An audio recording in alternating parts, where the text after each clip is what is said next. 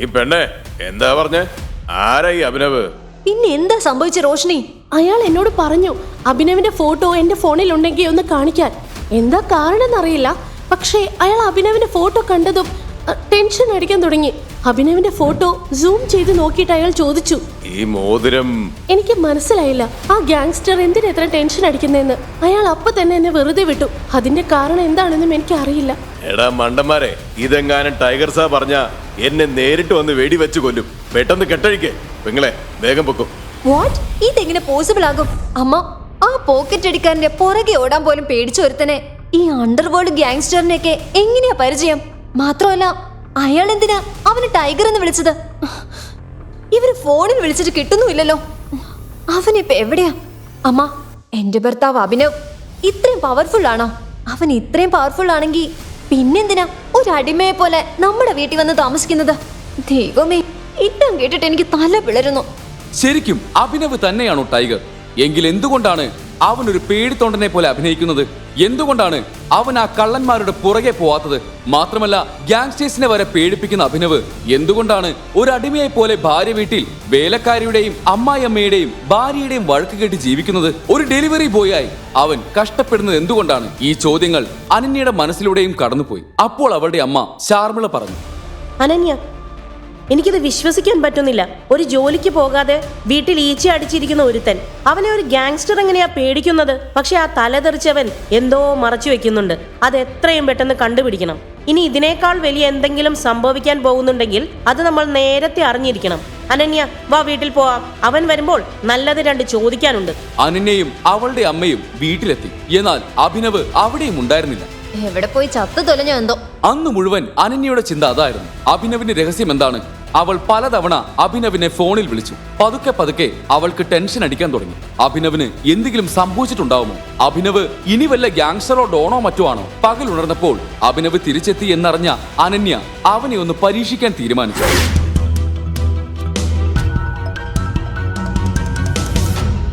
Hello, ഇതെന്താ അഭിനവ്? നിങ്ങൾ car എടുക്കുകയാണോ? നിങ്ങൾ ആരാ? നിങ്ങൾക്ക് എന്താ വേണ്ടത്? ഞാൻ റോഷ്നി, നിങ്ങളുടെ ഭാര്യയുടെ കൂട്ടുകാരിയാണ്. വിക്രമിന്റെ പാർട്ടിയിൽ വെച്ച് അഭിനവ് റോഷ്നിയെ കണ്ടിരുന്നു. അന്ന് അഭിനവ് അവളോട് സംസാരിച്ചില്ലെങ്കിലും പാർട്ടിയിൽ വെച്ച് അവൾ തുടർച്ചയായി അഭിനവിനെ നോക്കുന്നുണ്ടായിരുന്നു. അഭിനവ് ഈ ലോകത്തിന് കാണിച്ചു കൊടുക്കുന്ന ഒന്നും യഥാർത്ഥമല്ലെന്ന് അവൾക്ക് സംശയമുണ്ടായിരുന്നു. ഈ ചോദ്യം ഞാൻ നിങ്ങളോടാ ചോദിക്കണ്ടേ. നിങ്ങൾക്ക് എങ്ങനെ ഇവിടെ ഒരു കാർ വാങ്ങാൻ വരാൻ കഴിയും? നിങ്ങളൊരു ദരിദ്രനാണെന്നാണല്ലോ അനന്യ എന്നോട് പറഞ്ഞത്. അതെ, ഞാനൊരു പാവപ്പെട്ടവനാണ്. ഞാനിത് എന്റെ ബോസിന് വേണ്ടി വാങ്ങുകയായിരുന്നു. റോഷ്നി കുറച്ചുനേരം അവനെ നോക്കിയിട്ട് പറഞ്ഞു, നേരോ? നിങ്ങൾ കള്ളം പറയുമല്ലേ? ഞാൻ എന്തിനു നിങ്ങളോട് കള്ളം പറയണം? എനിക്കറിയില്ല.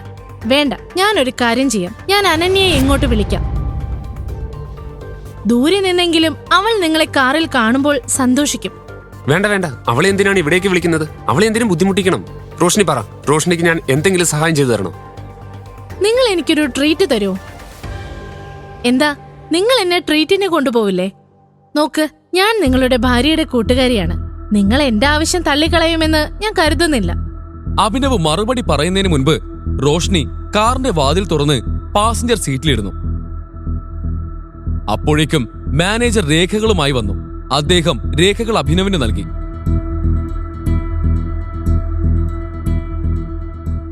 അഭിനവും ഡ്രൈവിംഗ് സീറ്റിലിരുന്നു. റോഷ്നി ഒരു സമ്പന്ന കുടുംബത്തിൽ നിന്നാണ് വരുന്നതെന്ന് അവൻ അറിയാമായിരുന്നു. ഈ സാഹചര്യത്തിൽ അവൻ അവളെ വിക്രമിന്റെ ഹോട്ടലിലേക്കാണ് കൊണ്ടുപോയത്. വഴിയിലുടനീളം ചഹദ് അഭിനവിനെ തന്നെ നോക്കിക്കൊണ്ടിരുന്നു. അവൾക്ക് തന്നിൽ നിന്ന് എന്താണ് വേണ്ടതെന്ന് അഭിനവിന് മനസ്സിലാക്കാൻ കഴിഞ്ഞില്ല. വിക്രമിന്റെ ഹോട്ടലിന്റെ താഴെ അഭിനവിന്റെ കാർ പാർക്ക് ചെയ്തു. ബിസിനസ്സിൽ ഈ വിക്രം ആരെ അനുസരിക്കില്ല, മനസ്സിലായോ? ശരി, ഞാൻ നിങ്ങളെ പിന്നെ വിളിക്കാം ടൈഗർ.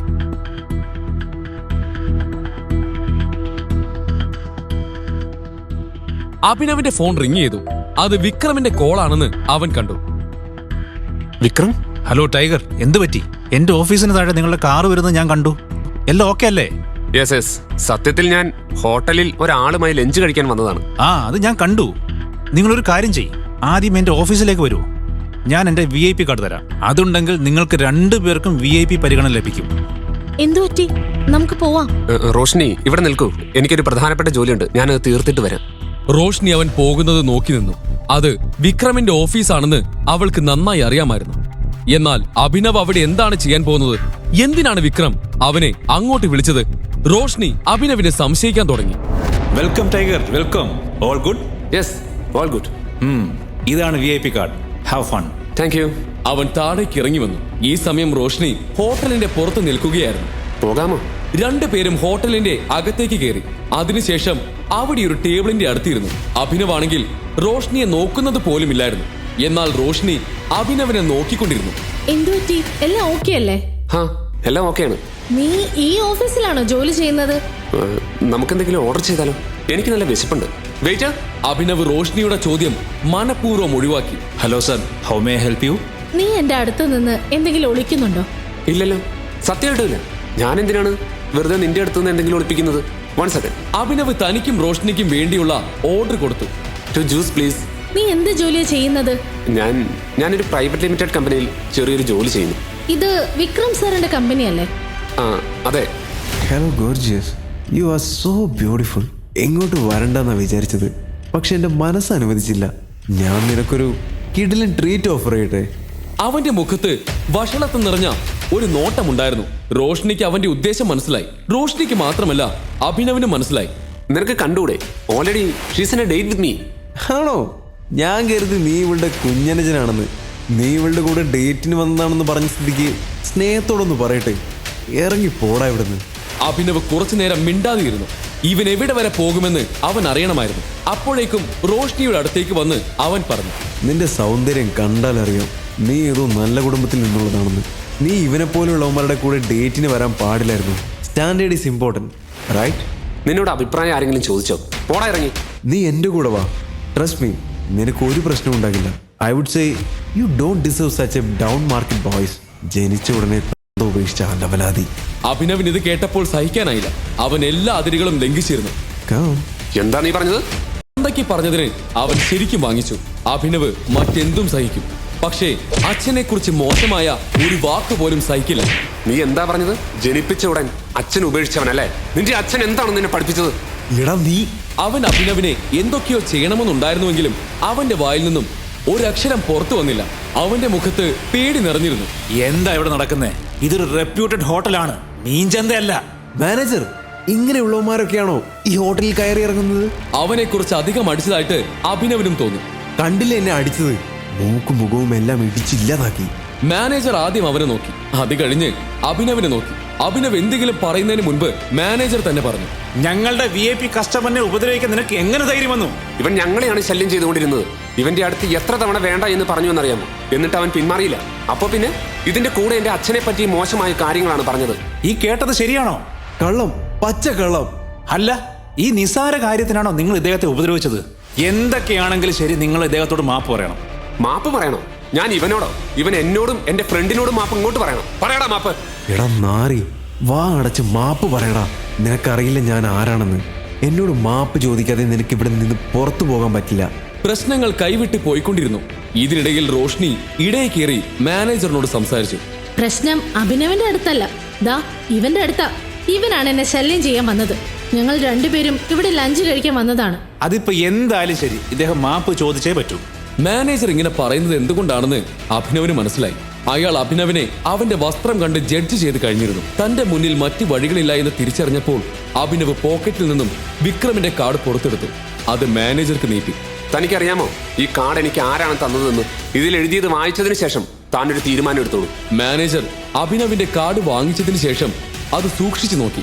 കാർഡിൽ എഴുതിയിരിക്കുന്ന പേര് കണ്ടതും അയാളുടെ കണ്ണുകൾ തള്ളിപ്പോയി. അഭിനവിന്റെ കയ്യിൽ വിക്രമിന്റെ കാർഡ് ഉണ്ടെങ്കിൽ അതിനർത്ഥം വിക്രമും അഭിനവും പരിചയക്കാരാണെന്നാണ്. പെൺകുട്ടികളോട് സംസാരിക്കുന്നതിന് മുമ്പ് വീട്ടിൽ പോയി അമ്മയോട് ചോദിച്ചു പഠിക്കേ എങ്ങനെയാണ് അവരോട് പെരുമാറേണ്ടതെന്ന്. വാ പോകാം. അഭിനവ് റോഷ്നിയെയും തന്റെ കൂടെ കൂട്ടി അവിടെ നിന്നും പുറത്തേക്ക് പോയി. രണ്ടുപേരും കാറിൽ പോയിക്കൊണ്ടിരുന്നു. എന്നാൽ പരസ്പരം ഒന്നും സംസാരിച്ചില്ല. ഇതെല്ലാം സംഭവിച്ചത് കണ്ടിട്ട് റോഷ്നി മനസ്സിൽ എന്തായിരിക്കും ചിന്തിച്ചിട്ടുണ്ടാവുക എന്ന് അവൻ അറിയണമായിരുന്നു. എന്നാൽ കൂടുതൽ എന്തെങ്കിലും ചോദിച്ച് അവൾക്ക് സംശയമുണ്ടാക്കാൻ അവൻ ആഗ്രഹിച്ചില്ല. നീ ഓക്കെ അല്ലേ? സോറി, നിന്റെ മൂഡും ഇന്നത്തെ ലഞ്ചും നശിപ്പിച്ചതിന്. നീ ഓക്കെ ആണെങ്കിൽ നമുക്ക് വേറെ എവിടെയെങ്കിലും പോയി ആഹാരം കഴിക്കാം. ഓക്കെ, ഞാൻ ഇന്ന് മുഴുവൻ ഫ്രീയാ. അവൾ പറഞ്ഞത് കേട്ട അഭിനവ് കാർ മറ്റൊരു ഹോട്ടലിന്റെ മുന്നിലേക്ക് തിരിച്ചു. ആ ഹോട്ടലിന്റെ മുന്നിൽ കാർ നിർത്തി അവർ പുറത്തേക്ക് ഇറങ്ങി. ഹോട്ടലിന്റെ പേര് വായിച്ചതിന് ശേഷം റോഷ്നിയെയും കൊണ്ട് അവൻ അകത്തേക്ക് കയറി. ഈ ഹോട്ടൽ ഡേവിഡ് തരകന്റേതാണെന്ന് അഭിനവിന് മനസ്സിലായി. ഹോട്ടലിനൊപ്പം ഡേവിഡ് വലിയൊരു മാഫിയ ബിസിനസ്സും നടത്തുന്നുണ്ട്. മാഫിയ ലോകത്ത് ടൈഗറിന്റെ പേര് എത്രത്തോളം വലുതാണോ അതുപോലെ വലുതാണ് ഡേവിഡ് തരകന്റെ പേര്. എത്ര ബിസിനസ്സും ആളുകളുമാണോ ടൈഗറിനടുത്തുള്ളത് അത്രയും തന്നെ ഡേവിഡ് തരകന്റെ കയ്യിലുമുണ്ട്. ഇരു സംഘങ്ങൾക്കുമിടയിൽ പല ഭിന്നതകളുമുണ്ട്. ഇന്ന് ഡേവിഡിനെ കാണേണ്ടി വരുമോ എന്ന സംശയം അഭിനവിന്റെ മനസ്സിലുണ്ടായിരുന്നു. അപ്പോ എന്റെ അടുത്ത് നീ നിന്നെ കുറിച്ചൊന്നും പറയില്ലെന്ന് ഡിസൈഡ് ചെയ്ത് കഴിഞ്ഞല്ലേ? എന്തിനെ കുറിച്ചാ? അഭിനവിന് മനസ്സിലായി റോഷ്നിയുടെ ഉള്ളിൽ ഈ സംശയങ്ങൾ കറങ്ങുന്നത് എന്തുകൊണ്ടാണെന്ന്. എന്തുവാടോ ഒളിപ്പിച്ചു വെക്കാൻ ഇതിന് മാത്രം എന്ത് രഹസ്യമുള്ളത്? അല്ല, നിനക്ക് എന്താ അറിയേണ്ടത്? നീയുമായിട്ട് സംസാരിക്കുമ്പോ നിന്നെ കുറിച്ചല്ലേ എനിക്ക് അറിയണ്ടേ? അല്ല, അതിന് നിന്റെ അടുത്ത് പറയാൻ മാത്രം എന്റെ കയ്യിൽ ഒന്നുമില്ല. ഇതും പറഞ്ഞ് റോഷ്നിയുടെ അടുത്ത് നിന്ന് രക്ഷപ്പെടാൻ അവൻ അങ്ങോട്ടും ഇങ്ങോട്ടും നോക്കാൻ തുടങ്ങി. ഡേവിഡ് സാർ, ഇനി ഈ സിറ്റിയിൽ മാത്രമല്ല ഇന്ത്യ മുഴുവൻ അറിയപ്പെടാൻ പോവുകയാണ്. അതെ, മാർക്കറ്റിൽ നിന്നും ടൈഗർ അപ്രത്യക്ഷമായതോടെ അവന്റെ പേരും ഇല്ലാതായി. തൊട്ടടുത്ത് നിൽക്കുന്നവർ പരസ്പരം സംസാരിച്ചു കൊണ്ടിരിക്കുന്നത് അഭിനവ് ശ്രദ്ധിക്കുന്നുണ്ടായിരുന്നു. അവർ ടൈഗറിനെ കുറിച്ച് ഇങ്ങനെയൊക്കെയുള്ള കാര്യങ്ങൾ സംസാരിക്കുന്നത് എന്തുകൊണ്ടാണെന്ന് മാത്രം അവന് മനസ്സിലായില്ല. അഭിനവേ പറയടോ, എന്റെ അടുത്ത് നിന്ന് എന്തെങ്കിലും ഒളിക്കുന്നുണ്ടോ? ഇല്ല, ഞാൻ എന്തിനാ വെറുതെ ഒളിപ്പിക്കുന്നത്? ടൈഗർ അപ്രത്യക്ഷനായിട്ടില്ല. ടൈഗർ ജീവനോടെയുണ്ട്. അവൻ വൈകാതെ തന്നെ തിരിച്ചു വരും. നിന്നോട് ഞാൻ പറഞ്ഞതല്ലേ ജോണി, അധികം കുടിക്കരുതെന്ന്. നിന്നെ കൊണ്ട് കൺട്രോൾ ചെയ്യാൻ പറ്റില്ല. ഓരോ മണ്ടത്തരം പറഞ്ഞുകൊണ്ടിരിക്കും. ഇവന്മാരുടെ ധൈര്യം കണ്ടില്ലേ? ഡേവിഡ് തരകന്റെ ഹോട്ടലിൽ ഇരുന്ന് ടൈഗറിനെ കുറിച്ച് പറയുന്നു. ഒന്നെങ്കിൽ ഫിറ്റ് ആയിരിക്കും, അല്ലെങ്കിൽ അതിന് മാത്രം ധൈര്യം കാണും. മണ്ടത്തരം പോലും. മണ്ടത്തരം നീയാണ് പറയുന്നത്. ടൈഗറിനെ ഡേവിഡ് തരകനുമായിട്ട് കമ്പയർ ചെയ്യുന്നു. വിസ്കിയും നാടൻ ചാരയുമായി എന്ത് താരതമ്യം? ഞാൻ പറയുകയാണ്, ടൈഗർ ജീവനോടെയുണ്ട്. He will return soon. Johnny പറയുന്ന വാക്കുകൾ കേട്ടപ്പോൾ അഭിനവ് ശരിക്കും ഞെട്ടി. ജോണി മദ്യത്തിന്റെ പുറത്ത് പറയുന്നതാണോ അതോ തെളിവുകളുടെ അടിസ്ഥാനത്തിൽ പറയുന്നതാണോ എന്ന് അവൻ അറിയണമായിരുന്നു. അഭിനവ്, നീ ഇപ്പൊ എന്താ പറഞ്ഞേ? നീ എന്റെ കൂട്ടുകാരിയോട് കള്ളം പറയുകയാണോ? ഏത് കൂട്ടുകാരി? അനന്യ. അനന്യ? ഇല്ല, ഞാൻ എന്തിനാണ് അവളോട് കള്ളം പറയുന്നത്? അങ്ങനെയൊന്നുമില്ല. പിന്നെ റോഷ്നി, എനിക്ക് വളരെ പ്രധാനപ്പെട്ട ഒരു ജോലിയുണ്ട്. അതുകൊണ്ട് എനിക്ക് ഇപ്പോൾ തന്നെ പോകണം. നിനക്കറിയാലോ, ഞാൻ അനന്യയുടെ ഭർത്താവാണ്. വീട്ടിലെത്താൻ ഒരല്പം വൈകിയാൽ അവൾ എന്നെ കൊല്ലും. അവൾക്ക് സംശയം തുടങ്ങും. സംശയമോ? നിന്നെ കുറിച്ചോ? അവൾക്ക് നിന്നെ കാണുന്നത് പോലും ഇഷ്ടമല്ല. നിന്നെ കുറിച്ച് അവൾ ചിന്തിക്കുന്ന പോലും ഇല്ല. പിന്നെ എന്തിനാ അവൾക്ക് നിന്നെ സംശയം? അതെ, എനിക്കറിയാം. എങ്കിലും എനിക്കിപ്പോ പോയേ പറ്റൂ. ഞാൻ നിന്നെ വീട്ടിൽ വിടണോ? നമ്മൾ ഇനി എപ്പോഴാ കാണുക? ഇതിന് മറുപടി പറയാതെ റോഷ്നിക്കൊപ്പം അഭിനവ് ഹോട്ടലിൽ നിന്ന് പുറത്തിറങ്ങി.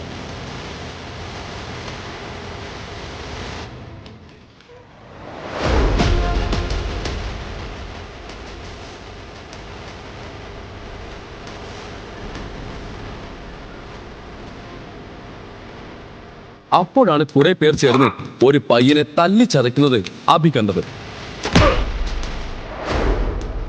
എന്തിനാ നിങ്ങൾ ആ പാവത്തിനെ തല്ലുന്നത്? നിനക്കറിഞ്ഞിട്ട് എന്ത് കാര്യം? കാര്യമുണ്ടല്ലോ. ഇവിടുന്ന് 2 കാലിൽ വീട്ടിലേക്ക് പോകണമെങ്കിൽ മിണ്ടാതെ സ്ഥലം വിട്ടു. തടി കേടാക്കാൻ നിൽക്കണ്ട. ചേടാ, ഈ ലൈൻ ഞാൻ നിന്നോട് പറയാൻ വരികയായിരുന്നു. എന്റെ ഡയലോഗ് മോഷ്ടിച്ചതിന് നിനക്ക് കുറച്ചുകൂടി തല്ല് കിട്ടും. ഹീറോ കളിക്കാൻ നിക്കല്ലേ. കൊച്ചിയിൽ ഇപ്പൊ ഹീറോയിസിന് മാർക്കറ്റില്ല. മിണ്ടാതെ വിട്ടോ, അല്ലേ ഞങ്ങൾക്ക് ഒന്നിന് പകരം 2 കുഴി എടുക്കേണ്ടി വരും. അഭിനവ് ഇതിന് ഒരു മറുപടി നൽകിയില്ല. അവൻ ആ ആളുകളെ നോക്കി എണ്ണം തിട്ടപ്പെടുത്തുകയായിരുന്നു. അപ്പോൾ ആ പയ്യൻ പിറകോട്ട് മാറി. അവസാനം അഭിനവ് പറഞ്ഞു, എങ്കിൽ നിങ്ങൾ മോർച്ചറിയിലേക്ക് വിളിച്ചു പറയണം. 1, 2, 3, 4 മൊത്തം 4 ചേംബർ മാറ്റി വെക്കാൻ. 2 പേര് ആ 4 ബോഡിയും കൊണ്ട് ഉടനെ വരുന്നുണ്ടെന്ന്. അടിക്കളായി പൊട്ടിയെ. ആ ഗുണ്ടകൾ അഭിയെ തല്ലാനായി അടുത്തു. അഭിനവും അവരെ നേരിടാൻ പൂർണ്ണമായി തയ്യാറായിരുന്നു.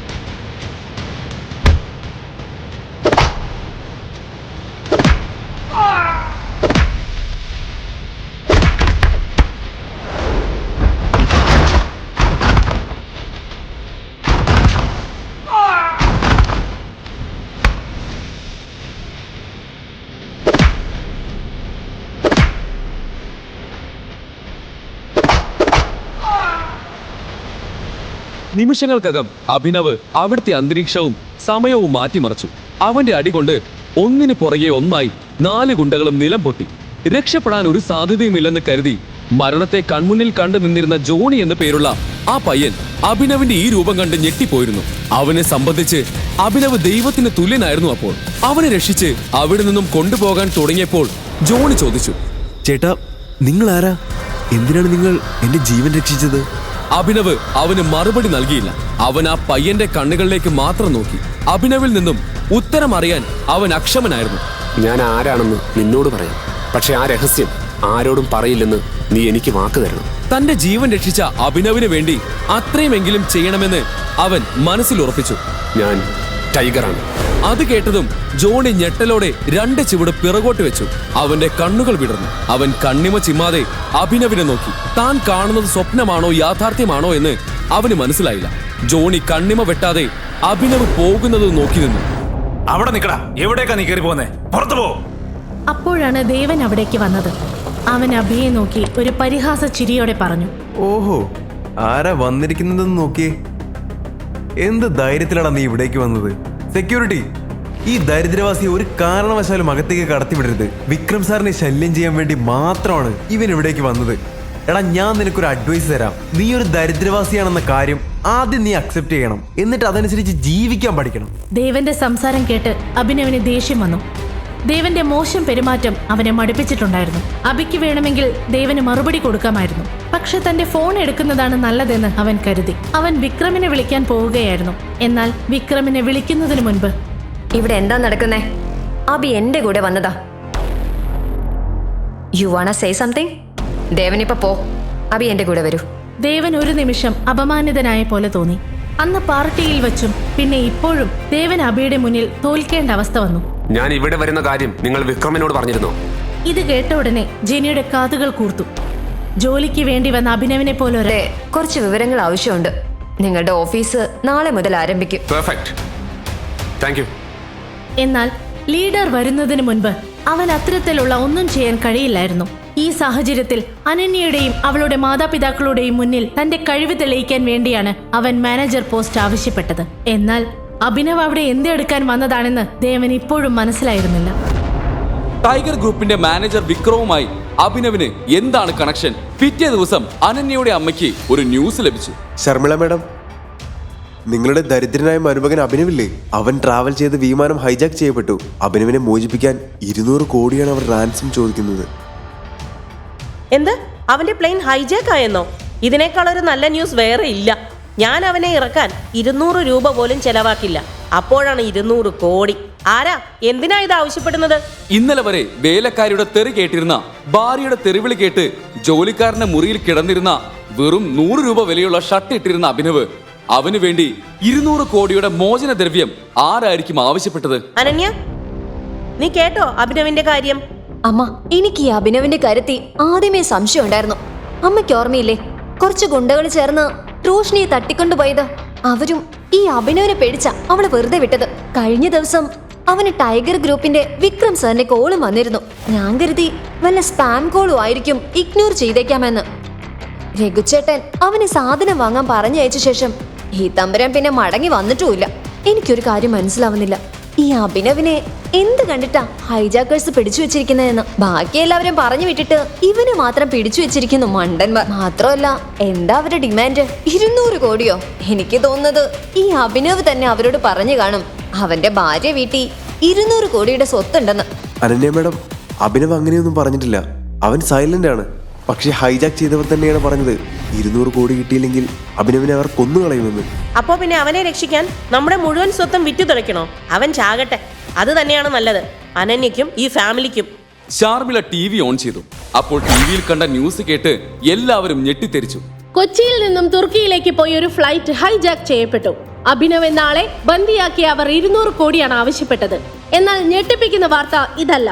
അജ്ഞാതനായ ഒരു കോടീശ്വരൻ അയച്ച 500 കോടിയുമായി അഭിനവിനെ രക്ഷിക്കുവാൻ വന്നവർ ഫ്ലൈറ്റിന്റെ അടുത്തേക്ക് ചെന്നതും ഉള്ളിൽ നിന്ന് വെടിയൊച്ചകൾ കേട്ടു. ഹൈജാക്കേഴ്സ് പൈസ വാങ്ങിയ ശേഷം അഭിനവിനെ വധിച്ചതാണോ? ഈ ചോദ്യത്തിന് ഉത്തരം അറിയുവാൻ മുഴുവൻ രാജ്യവും ആകാംക്ഷയോടെ കാത്തിരിക്കുകയാണ്. ആ വാർത്ത കേട്ടതും അനന്യയും ശാർമിളയും കണ്ണു മിഴിച്ചു നിന്നു. അനന്യ വിശ്വാസം വരാതെ ചോദിച്ചു, ആരായിരിക്കും അഭിനവിനെ രക്ഷിക്കാൻ 500 കോടി അയച്ചത്? മുത്തശ്ശന്റെ കയ്യിൽ പോലും അത്രയും പൈസ ഇല്ലല്ലോ. ഈ അഭിനവ് എപ്പോഴാ ഇത്രയും ഇമ്പോർട്ടന്റ് ആയത്? അവന് വേണ്ടി 500 കോടി മുടക്കാൻ വരെ ആളുകളുണ്ടോ? അനന്യ, ഇവൻ ശരിക്കും ആരാണെന്ന് നമുക്ക് കണ്ടുപിടിക്കണം. ദരിദ്രനും അനാഥനുമായ അഭിനവിനെ രക്ഷിക്കുവാൻ വേണ്ടി ഇത്രയും പൈസ അയച്ചത് ആരായിരിക്കും?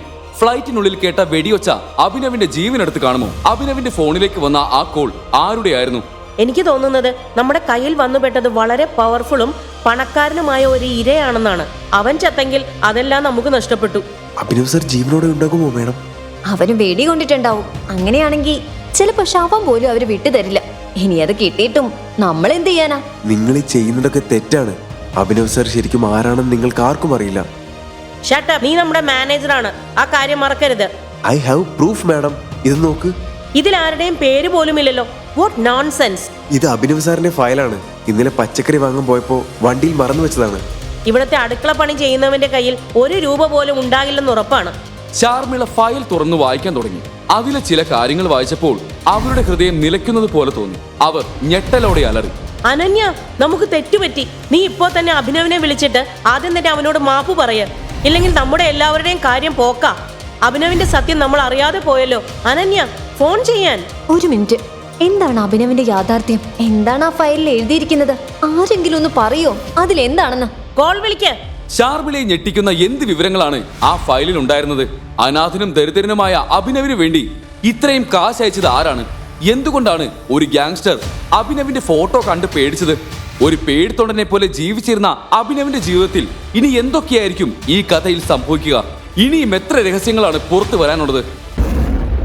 ടൈഗർ മോനെ, ഇവിടുന്ന് പെട്ടെന്ന് രക്ഷപ്പെട്ടോ, ഇല്ലെങ്കിൽ അവര് നിന്നെ കൊന്നുകളയും. വേദന കടിച്ചമർത്തിക്കൊണ്ട് സഞ്ജയ് തന്റെ 5 വയസ്സുള്ള മകൻ അഭിനവിനോട് പറഞ്ഞു. സഞ്ജയ് രജപുത്രയും മകൻ അഭിനവും ഇരുട്ടിൽ ആ ഇടുങ്ങിയ വഴിയിലെ മരച്ചുവട്ടിൽ മറഞ്ഞിരിക്കുകയായിരുന്നു. സഞ്ജയുടെ ശരീരത്തിൽ പലയിടത്തും വെടിയേറ്റിട്ടുണ്ട്. ഇല്ലച്ചാ, അച്ഛനെ വിട്ട് ഞാൻ പോവില്ല. അഭിനവ് കരഞ്ഞുകൊണ്ട് അച്ഛനെ നോക്കി. വാശി കാണിക്കല്ലേ അഭി, എനിക്ക് ഈ അവസ്ഥയിൽ നിന്നെ രക്ഷിക്കാൻ പറ്റില്ല. അവരിപ്പോ ഇവിടെ എത്തും. അതിനു മുമ്പ് മോനെങ്കിലും രക്ഷപ്പെടണം. ചോര ഒഴുകുന്ന മുറിവുകളിൽ അമർത്തിപ്പിടിച്ചുകൊണ്ട് സഞ്ജയ് മകനോട് പറഞ്ഞു. വേണ്ട, അച്ഛനില്ലാതെ ഞാൻ പോവില്ല. അച്ഛനും വാ. അഭി പറഞ്ഞത് കേട്ട് സഞ്ജയ് വാത്സല്യത്തോടെ അവന്റെ മുന്നിൽ മുട്ടുകുത്തിയിരുന്നു. മോനെ, ഒന്നും ഇവിടെ അവസാനിക്കാൻ പാടില്ല. അതിന് നീ ബാക്കിയാവണം. ബി എ ടൈഗർ അഭി. വിടർന്ന കണ്ണുകളോടെ അത് പറഞ്ഞുകൊണ്ട് സഞ്ജയ് തന്റെ വിരലിലെ പച്ചരത്നം പതിപ്പിച്ച മോതിരമൂരി അഭിനവനെ ഏൽപ്പിച്ചു. ഇതൊരിക്കലും നഷ്ടപ്പെടുത്തരുത്. ആ ചതിയന്റെ മുഖം നീ കണ്ടതല്ലേ? ഓർത്തു വെക്കണം, ഒരിക്കൽ അവൻ നിന്റെ മുന്നിൽ വരും. അച്ഛന്റെ ടൈഗർ മരിക്കില്ലെന്ന് അന്ന് നീ കാണിച്ചു കൊടുക്കണം. പോക്കറ്റിൽ നിന്ന് ഗണ്ണെടുത്ത് ലോഡ് ചെയ്യുമ്പോൾ സഞ്ജയുടെ കണ്ണുകളിൽ തീ ആളുന്നുണ്ടായിരുന്നു. മകനെ വിട്ടുപോകാനുള്ള വേദനയല്ലാതെ അയാളുടെ മുഖത്ത് തെല്ലും ഭയമുണ്ടായിരുന്നില്ല. അപ്പോഴേക്കും ശത്രുക്കൾ അവരുടെ അരികിലേക്കെത്തി. അഭിനവന്റെ നെറ്റിയിൽ ഉമ്മ വെച്ച ശേഷം സഞ്ജയ് ഒരു യോദ്ധാവിനെ പോലെ എതിരാളികൾക്ക് നേരെ നീങ്ങി. അച്ഛൻ തന്നെ ഒറ്റയ്ക്കാക്കി പോയപ്പോൾ അഭിനവ് ഭയന്ന് കരഞ്ഞു. എങ്കിലും ഇരുട്ടിൽ ആ 5 വയസ്സുകാരനെ അക്രമികൾ കണ്ടില്ല. സഞ്ജയുടെ ഗൺ ശബ്ദിച്ചു. ശത്രുക്കൾ 4 പാടും ചിതറി വീണു. അതിനിടയിൽ ഒരു ബുള്ളറ്റ് പാഞ്ഞു വന്ന് സഞ്ജയുടെ നെഞ്ചു തുളച്ചു. അച്ഛാ! അഭിനവ് ഉറക്ക നിലവിളിച്ചുകൊണ്ട് ഉറക്കത്തിൽ നിന്ന് ഞെട്ടിയുണർന്നു. വിയർത്ത് കുളിച്ച് കിതച്ചുകൊണ്ട് അവൻ കട്ടിലിൽ എഴുന്നേറ്റിരുന്നു. കഴിഞ്ഞ 18 വർഷമായി ഇതേ സ്വപ്നം അഭിനവനെ അലട്ടുന്നു. വെടിയേറ്റ് അച്ഛൻ മരിച്ചു വീഴുന്നത് നിറകണ്ണുകളോട് നോക്കി നിൽക്കാനേ അന്നവന് കഴിഞ്ഞിരുന്നുള്ളൂ. ബി എ ടൈഗർ എന്നാണ് അച്ഛൻ അവസാനമായി പറഞ്ഞത്. വെറും ഒരു ഡെലിവറി ബോയ് ആയ താൻ എങ്ങനെയാണ് ടൈഗർ ആവുക എന്ന് ഇന്നോളം അവൻ അറിയില്ല. അവൻ തന്റെ വിരലിൽ കിടക്കുന്ന മോതിരത്തിലേക്ക് നോക്കി അല്പനേരം ഇരുന്നു. അഭിനവ് രജപുത്ര 18 വയസ്സുവരെ മട്ടാഞ്ചേരിയിലെ ഒരു അനാഥാലയത്തിലായിരുന്നു വളർന്നത്. പ്രായപൂർത്തിയായ ശേഷം അവൻ സ്വന്തമായി ഒരു ജോലി കണ്ടെത്തി മറ്റൊരിടത്തേക്ക് താമസം മാറി. ഡെലിവറി ബോയ് ആയതുകൊണ്ട് തന്നെ കൊച്ചിയിലെ മുക്കും മൂലയും അവന് സുപരിചിതമാണ്. വളരെയധികം യാതന നിറഞ്ഞതാണ് അബിയുടെ ജീവിതം. ആകെയുള്ള ആശ്വാസം കാമുകിയായ വൈഷ്ണവിയാണ്. അവനെപ്പറ്റി എല്ലാം അറിയുന്നവൾ. അവളെ കാണുമ്പോഴാണ് അവൻ തന്റെ എല്ലാ ദുഃഖങ്ങളും മറക്കുന്നത്. ഇന്ന് വൈഷ്ണവിയുടെ ജന്മദിനമാണ്. ജോലി കഴിഞ്ഞ് അവൻ നേരെ ഒരു പരിചയക്കാരന്റെ ബേക്കറിയിലേക്ക് പോയി. രാജേഷേട്ടാ, എനിക്കൊരു കേക്ക് വേണം. വലിയ വിലയുടെയൊന്നും വേണ്ട, ഒരു കൊച്ചു കേക്ക്. അത് കേട്ടതും കടയുടമയൊന്ന് ചിരിച്ചു. വില കുറഞ്ഞതിപ്പോ വൈറ്റ് ഫോറസ്റ്റ് ഉണ്ട്, 700 ആണ്. നീ ഒരു 500 തന്നിട്ട് എടുത്തോ. അത്രയ്ക്ക് ബഡ്ജറ്റൊന്നും ഇല്ല ഏട്ടാ, അതിലും കുറഞ്ഞത് വേണം. അബി പറഞ്ഞു. എന്നാ പിന്നെ ഈ പേസ്ട്രി എടുത്തോ, 60 രൂപയേ ഉള്ളൂ. തന്റെ കാമുകിയോടൊപ്പം താമസിക്കുന്നതിനായി ഒരു കൊച്ചു വീട് വാടകയ്ക്കെടുക്കണം എന്നവൻ തീരുമാനിച്ചിരുന്നു. അതിനാൽ പണം അനാവശ്യമായി പാഴാക്കാൻ അബി ആഗ്രഹിച്ചില്ല. കടയുടമ പാക്ക് ചെയ്ത് കൊടുത്ത പേസ്ട്രിയും വാങ്ങി അബി സന്തോഷത്തോടെ തന്റെ പ്രിയപ്പെട്ടവളെ കാണാനായി പുറപ്പെട്ടു. കാത്തിരുന്ന് വട്ടായിട്ടുണ്ടാവും പാവം. ബർത്ത്ഡേ സെലിബ്രേറ്റ് ചെയ്യാനും സമ്മാനം കൊടുക്കാനും താൻ മാത്രമല്ലേ ഉള്ളൂ. അതോർത്തപ്പോൾ അബിയുടെ മനസ്സ് സന്തോഷം കൊണ്ട് നിറഞ്ഞു. എന്നാൽ അവളുടെ വീടിന് മുന്നിലെത്തിയ അബിയുടെ മുഖം മെല്ലെ മാറി. അവിടെ മുഴുവൻ പലതര വർണ്ണ വിളക്കുകൾ കൊണ്ട് അലങ്കരിച്ചിരുന്നു. അകത്തുനിന്നും ഉച്ചത്തിൽ ഒരു പാട്ട് കേൾക്കുന്നുണ്ട്. കോളിംഗ് ബെൽ അടിച്ചുകൊണ്ട് അവൻ അവളെ കാത്തുനിന്നു. വാതിൽ തുറന്ന് പുറത്തു വന്ന വൈഷ്ണവിയെ കണ്ട അഭിനവ് അത്ഭുതപ്പെട്ടുപോയി. അവൾ വില കൂടിയ ഒരു ഗൗണാണ് ധരിച്ചിരിക്കുന്നത്. മനോഹരമായി അലങ്കരിച്ചിരിക്കുന്ന മുറിയുടെ നടുവിൽ വലിയ കേക്കും വൈനും എല്ലാം സെറ്റ് ചെയ്ത് വെച്ചിട്ടുണ്ട്. അവിടെ ധാരാളം അതിഥികൾ എത്തിയിരിക്കുന്നു. അതാരാ വൈഷ്ണവി? അതിഥികളിൽ ഒരാൾ ചോദിച്ചു. കണ്ടാലറിയില്ലേ, ഡെലിവറി ബോയാ. പക്ഷേ നമ്മളൊന്നും ഓർഡർ ചെയ്തിട്ടില്ലല്ലോ. മറ്റൊരാൾ പറഞ്ഞു. അതൊന്നുമല്ല, ഈ ഡെലിവറി ബോയിനെയാണ് വൈഷ്ണവി ഡേറ്റ് ചെയ്യുന്നത്. അത് കേട്ടതും അവിടെയുള്ള പല മുഖങ്ങളും കൗതുകത്തോടെ വൈഷ്ണവിയുടെ നേരെ തിരിഞ്ഞു. മൈ ഗോഡ്, നിനക്ക് വേറെ ആരെയും കിട്ടിയില്ലേ വൈഷ്ണവി? ഇതൊക്കെയാണോ നിന്റെ ടേസ്റ്റ്? എല്ലാവരും വൈഷ്ണവിയെ കളിയാക്കാനുള്ള അവസരമായി തന്റെ ജോലി ഉപയോഗിക്കുന്നത് കണ്ട് അഭിനവിന് സങ്കടം വന്നു. Happy birthday babe. പിന്നിൽ നിന്നും മറ്റൊരു ശബ്ദം കേട്ട് എല്ലാവരും ആകാംക്ഷയോടെ അങ്ങോട്ട് നോക്കി. അത് ദേവനായിരുന്നു. കയ്യിൽ വലിയ സമ്മാനപ്പൊതിയും ഉണ്ടായിരുന്നു. ദേവനെ അഭിനവിന് മുൻപേ അറിയാം. പേര് കേട്ട ഒരു ബിസിനസ്സുകാരന്റെ മകനാണ്. അവൻ വൈഷ്ണവിയുടെ ചുറ്റും കറങ്ങി നടക്കുന്നത് അഭിനവ് ശ്രദ്ധിച്ചിട്ടുണ്ട്. അഭിനവിന് ദേവനെ ഇഷ്ടമായിരുന്നില്ല, വൈഷ്ണവിക്കും. അവിടെയും അവളെ ശല്യം ചെയ്യാനായി അവൻ വന്നത് കണ്ട് അഭിനവിന് ദേഷ്യം വന്നു. എന്നാൽ അവൻ എന്തെങ്കിലും പറയുന്നതിന് മുൻപേ വൈഷ്ണവി ദേവൻ കൊണ്ടുവന്ന സമ്മാനം വാങ്ങി. എന്നിട്ട് തന്റെ ചുറ്റിനും കൂടി നിന്നവരെ നോക്കി ഒന്ന് പുഞ്ചിരിച്ചു. നിങ്ങളൊക്കെ എന്താ വിചാരിച്ചേ? ഇവനാണ് എന്റെ ബോയ് ഫ്രണ്ട് ദേവ്. അത്രയും പറഞ്ഞുകൊണ്ട് അവൾ ദേവന്റെ കയ്യിൽ ചുറ്റിപ്പിടിച്ചു. അത് കണ്ടതോടെ അതിഥികൾ എല്ലാവരും കൈയടിച്ചു. അവൾ അഭിനവിനെ പുച്ഛത്തോടെ നോക്കി. നമുക്ക് ബ്രേക്കപ്പ് ആവും മിസ്റ്റർ അഭിനവ്. എനിക്കിനി ഇത് കണ്ടിന്യൂ ചെയ്യാൻ താല്പര്യമില്ല. വൈഷ്ണവി അഭിനവന്റെ മുഖത്ത് നോക്കി പറഞ്ഞു. എന്താ എന്താ നീ പറഞ്ഞേ? വൈഷ്ണവി പറഞ്ഞത് വിശ്വസിക്കാൻ കഴിയാതെ അഭിനവ് ചോദിച്ചു. എന്താ കേട്ടില്ലേ? നിന്റെ കൂടെ ഈ പാതി പേസ്ട്രിയിൽ നിന്ന് ജീവിതം തീർക്കാൻ അവൾക്ക് വയ്യെന്ന് അല്ലേ ബേബി? ദേവൻ വൈഷ്ണവിയുടെ കവിളിൽ പ്രണയത്തോടെ ചുംബിച്ചുകൊണ്ട് പറഞ്ഞു. തന്റെ പ്രിയപ്പെട്ടവളെ മറ്റൊരാൾ ചുംബിക്കുന്നത് കണ്ടു നിൽക്കാൻ അഭിനവന് കഴിഞ്ഞില്ല. കയ്യിലിരിക്കുന്ന പേസ്ട്രി നിലത്തേക്ക് വലിച്ചെറിഞ്ഞ് അവൻ ദേവന്റെ അരികിലേക്ക് ഓടി വന്നു. എന്താടാ നീ ചെയ്തേ? എന്റെ പെണ്ണിനെ നീ! അഭിനവന്റെ ചുരുട്ടിയ കൈ ദേവന്റെ മൂക്കിൽ തന്നെ വന്നു പതിച്ചു. അപ്രതീക്ഷിതമായ ആ ഇടിയേറ്റ് അവന്റെ മൂക്കിൽ നിന്ന് രക്തം പുറത്തേക്കൊഴുകി. എടാ, ഇന്ന് നിന്റെ അവസാനമാണ്. ദേവൻ ദേഷ്യത്തോടെ അഭിനവന്റെ നേരെ ചെന്നു. അഭിനവ് അവന്റെ നെഞ്ചിലേക്ക് ആഞ്ഞു ചവിട്ടി. ഉടൻ തന്നെ വൈഷ്ണവി അവർക്കിടയിലേക്ക് കയറി നിന്നു. അഭിനവ്, നമ്മൾ തമ്മിൽ ഇനി യാതൊരു ബന്ധവുമില്ല. ഇത് നിന്നോട് ഞാൻ മര്യാദയ്ക്കാണ് പറഞ്ഞത്. ഇതെന്റെ സ്ഥലമാണ്. ഇവിടെ വന്ന് എന്റെ ആളുകളെ ഉപദ്രവിക്കാൻ പറ്റില്ല. ഇറങ്ങിപ്പോ! വൈഷ്ണവി അഭിനവന്റെ മുഖത്ത് നോക്കി പറഞ്ഞു. അല്ലെങ്കിലും എനിക്ക് നിന്നെ വേണ്ടടി. എന്ന് നീ എന്നെ മറന്ന് മറ്റൊരുത്തിനെ തേടിപ്പോയോ? ആ നിമിഷം തീർന്നു എല്ലാം. പക്ഷേ നിനക്ക് എന്നോടൊരു വാക്ക് നേരത്തെ പറയായിരുന്നു. ഞാൻ വെറുതെ. കണ്ണു തുടച്ചുകൊണ്ട് അഭിനവ് അവിടെ നിന്നിറങ്ങി. അവളുടെ മുഖം ഇനി ഒരിക്കലും തന്റെ ഓർമ്മകളിൽ പോലും വരരുതെന്ന് അവൻ ആഗ്രഹിച്ചു. വാടകയ്ക്കാണെങ്കിലും വൈഷ്ണവിയോടൊപ്പം ഒരു നല്ല വീട്ടിൽ ജീവിക്കണമെന്ന ആഗ്രഹത്തോടെ കൂട്ടിവെച്ച പണത്തിലേക്ക് അവൻ പുച്ഛത്തോടെ നോക്കി. പിന്നെ കൺമുന്നിൽ കണ്ട ഒരു ബാറിലേക്ക് കയറി ബോധം മറയുന്നതുവരെ മദ്യപിച്ചു. You cheat, I hate you! തെരുവിലൂടെ ഉറക്കെ വിളിച്ചു പറഞ്ഞുകൊണ്ട് അവൻ നടന്നു. ബാറിൽ നിന്നും വാങ്ങിയ കുപ്പിയിലെ അവസാന തുള്ളിയും വായിലേക്ക് കമഴ്ത്തിയിട്ട് അവൻ കുപ്പി റോഡിലേക്ക് എറിഞ്ഞുടച്ചു. പെട്ടെന്ന് അഭിനവിന് തല കറങ്ങുന്നതുപോലെ തോന്നി. അവൻ ആ റോഡ് സൈഡിൽ ബാലൻസ് തെറ്റി വീണു. പെട്ടെന്നാണ് ഒരു കാർ അവന്റെ മുന്നിലൂടെ സഡൻ ബ്രേക്ക് ഇട്ട് നിന്നത്.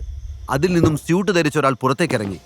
അയാളായിരുന്നു സൗരവ് മേനോൻ, കേദാർ ഗ്രൂപ്പിന്റെ ഓണർ ഹരിദേവ് മേനോന്റെ ചെറുമകൻ. സൗരവ് അഭിനവൻ അല്പനേരം നോക്കി നിന്നു.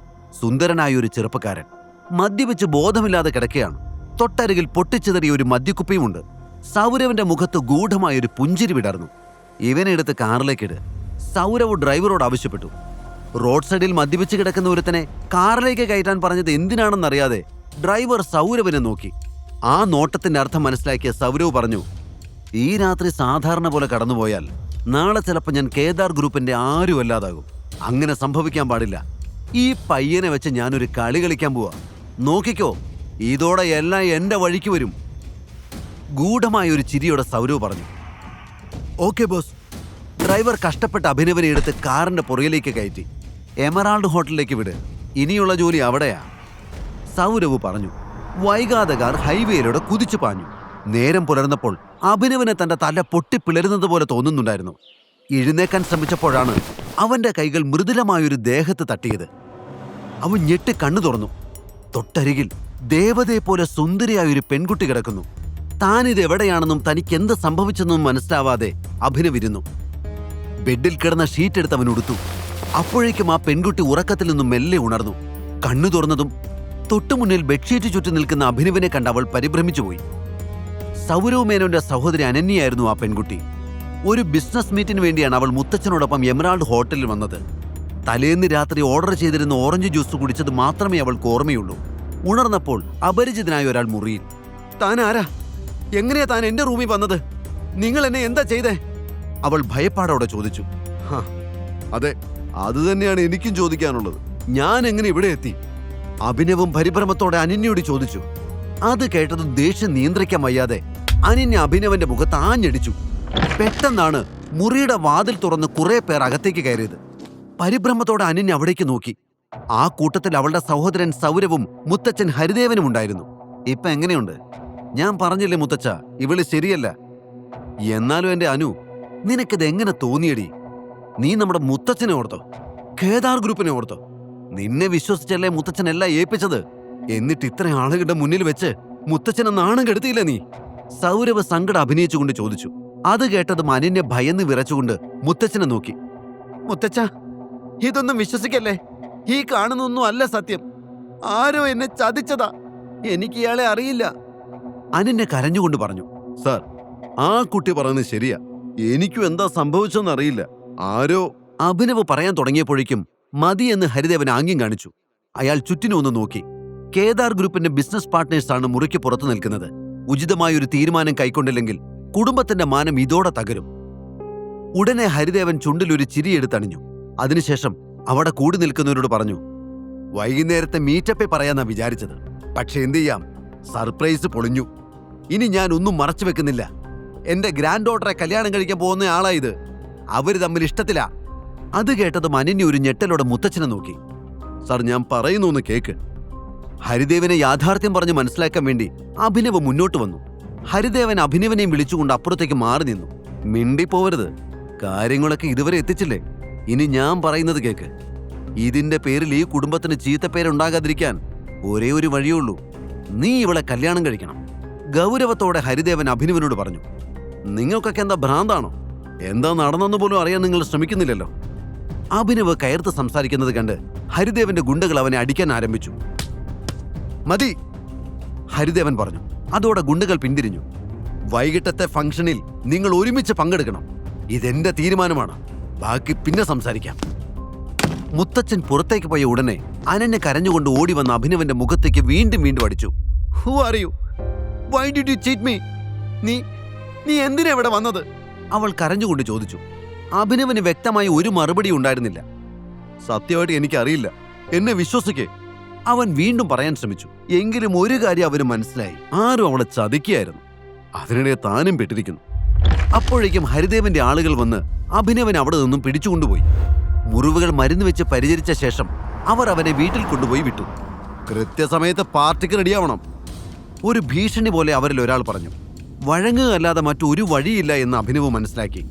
പാർട്ടിക്കിടാൻ പറ്റുന്ന തരത്തിൽ ഒരു പഴയ ബ്ലേസർ മാത്രമേ അവന് കിട്ടിയുള്ളൂ. തന്റെ ഷർട്ടിന് മുകളിൽ ആ ബ്ലേസർ അവൻ ധരിച്ചു. സമയമായപ്പോൾ ഹരിദേവന്റെ ആളുകളോടൊപ്പം അവൻ പാർട്ടി നടക്കുന്ന സ്ഥലത്തേക്ക് തിരിച്ചു. ഹരിദേവന്റെ ആളുകൾ അവനെ അനന്യയുടെ അരികിൽ കൊണ്ടെത്തിച്ചു. അനന്യ അഭിനവിനെ പുച്ഛത്തോടെ നോക്കി.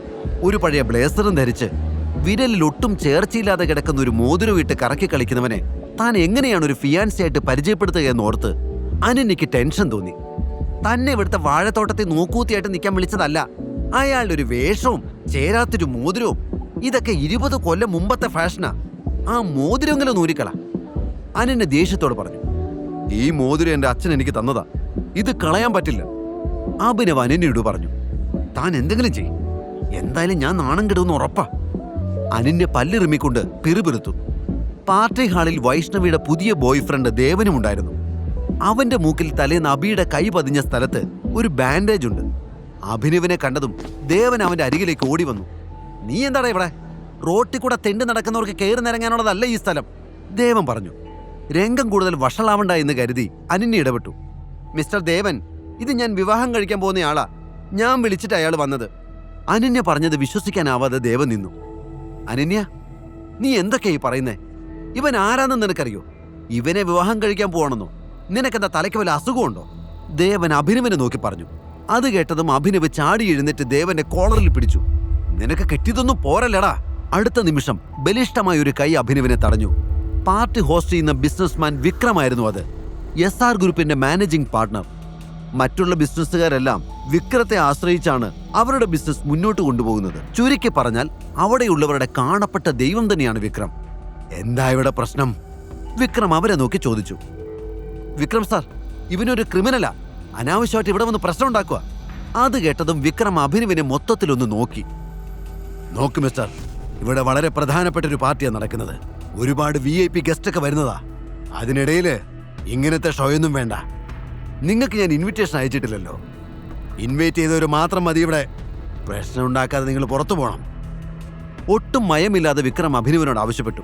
അഭിനവ് എങ്ങനെ പ്രതികരിക്കുമെന്ന് അറിയാത്തതിനാൽ അത് കേട്ട ഉടനെ അനന്യ പറഞ്ഞു, സോറി സാർ, ഇതിന്റെ ഫിയാൻസിയാ.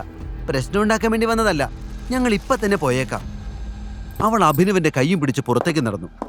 അപ്പോഴാണ് വിക്രമിന്റെ കണ്ണുകൾ അഭിനവിന്റെ മോതിരത്തിലെത്തിയത്. ഒരു മിനിറ്റ്, വിക്രം പിന്നിൽ നിന്ന് വിളിച്ചു. അത് കേട്ട് എല്ലാവരും ഒരുമിച്ച് വിക്രമിനെ നോക്കി.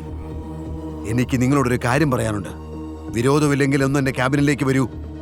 വിക്രമിന്റെ സംസാരത്തിൽ വന്ന മാറ്റം കണ്ട് ദേവനും കൂട്ടുകാരും അമ്പരന്ന് പോയി.